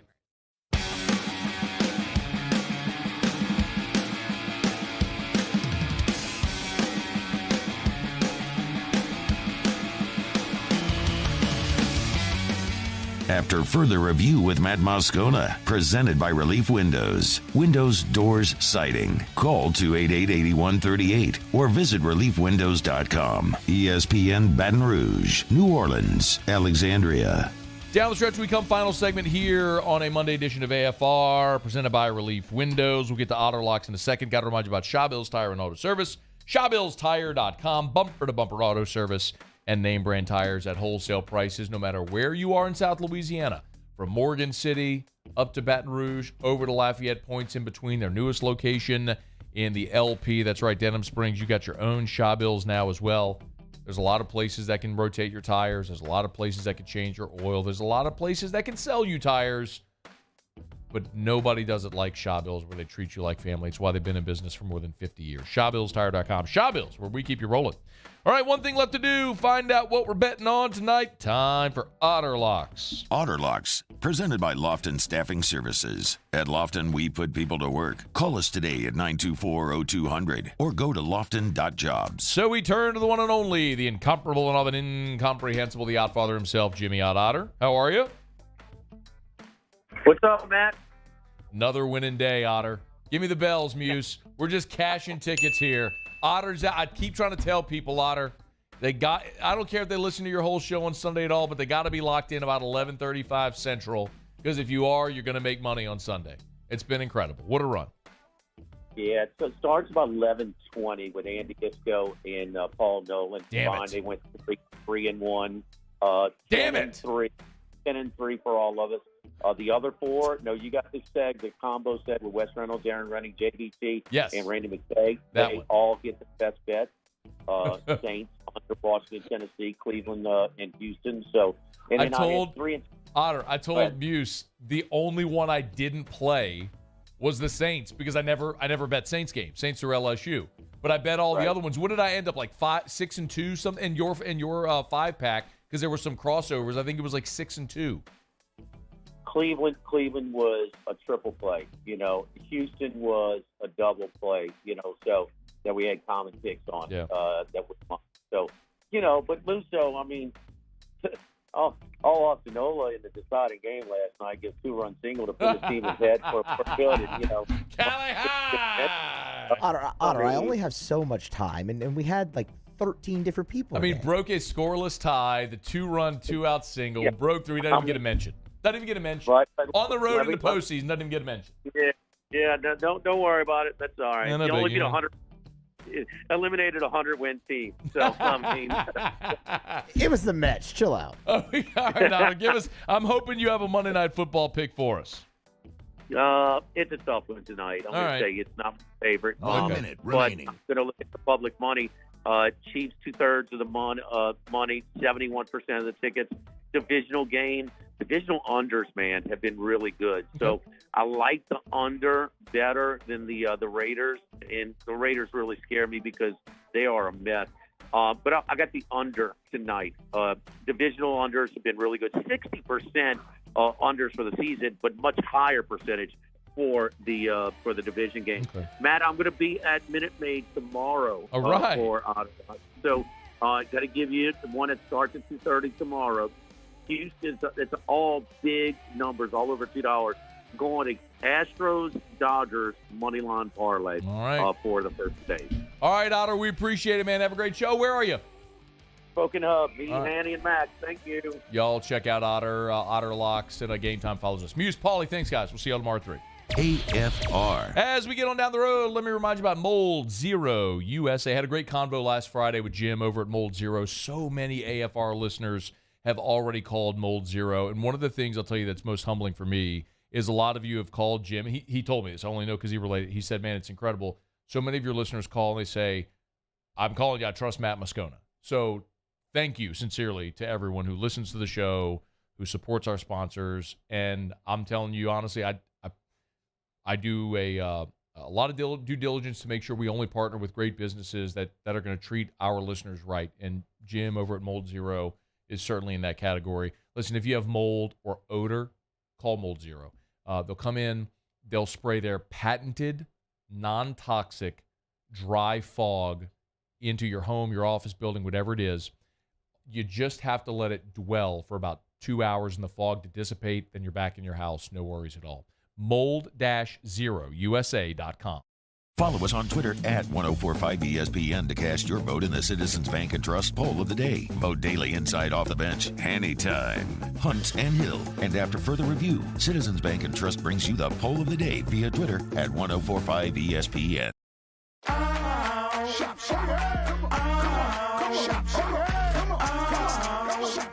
Order curbside pickup online or with Rouse's Market Shopping app and let Rouse's personal shopper shop for you. Curbside pickup is free and you pay the same price for groceries as in-store. Use code SAINTS20 and save $20 on orders of $100 or more. That's curbside convenience. Shopper style. Oh, yeah! ITI's got all these programs. Once I started and learned everything about the school, it was worth it. The challenges that ITI presented me with, it allowed me to build myself up. All because of ITI, I actually was able to get a job within 3 months before graduation in my field. Get the hands-on training you need for the job you've always wanted. With so many companies hiring right now, it's the perfect time to come to ITI Technical College. Enroll today.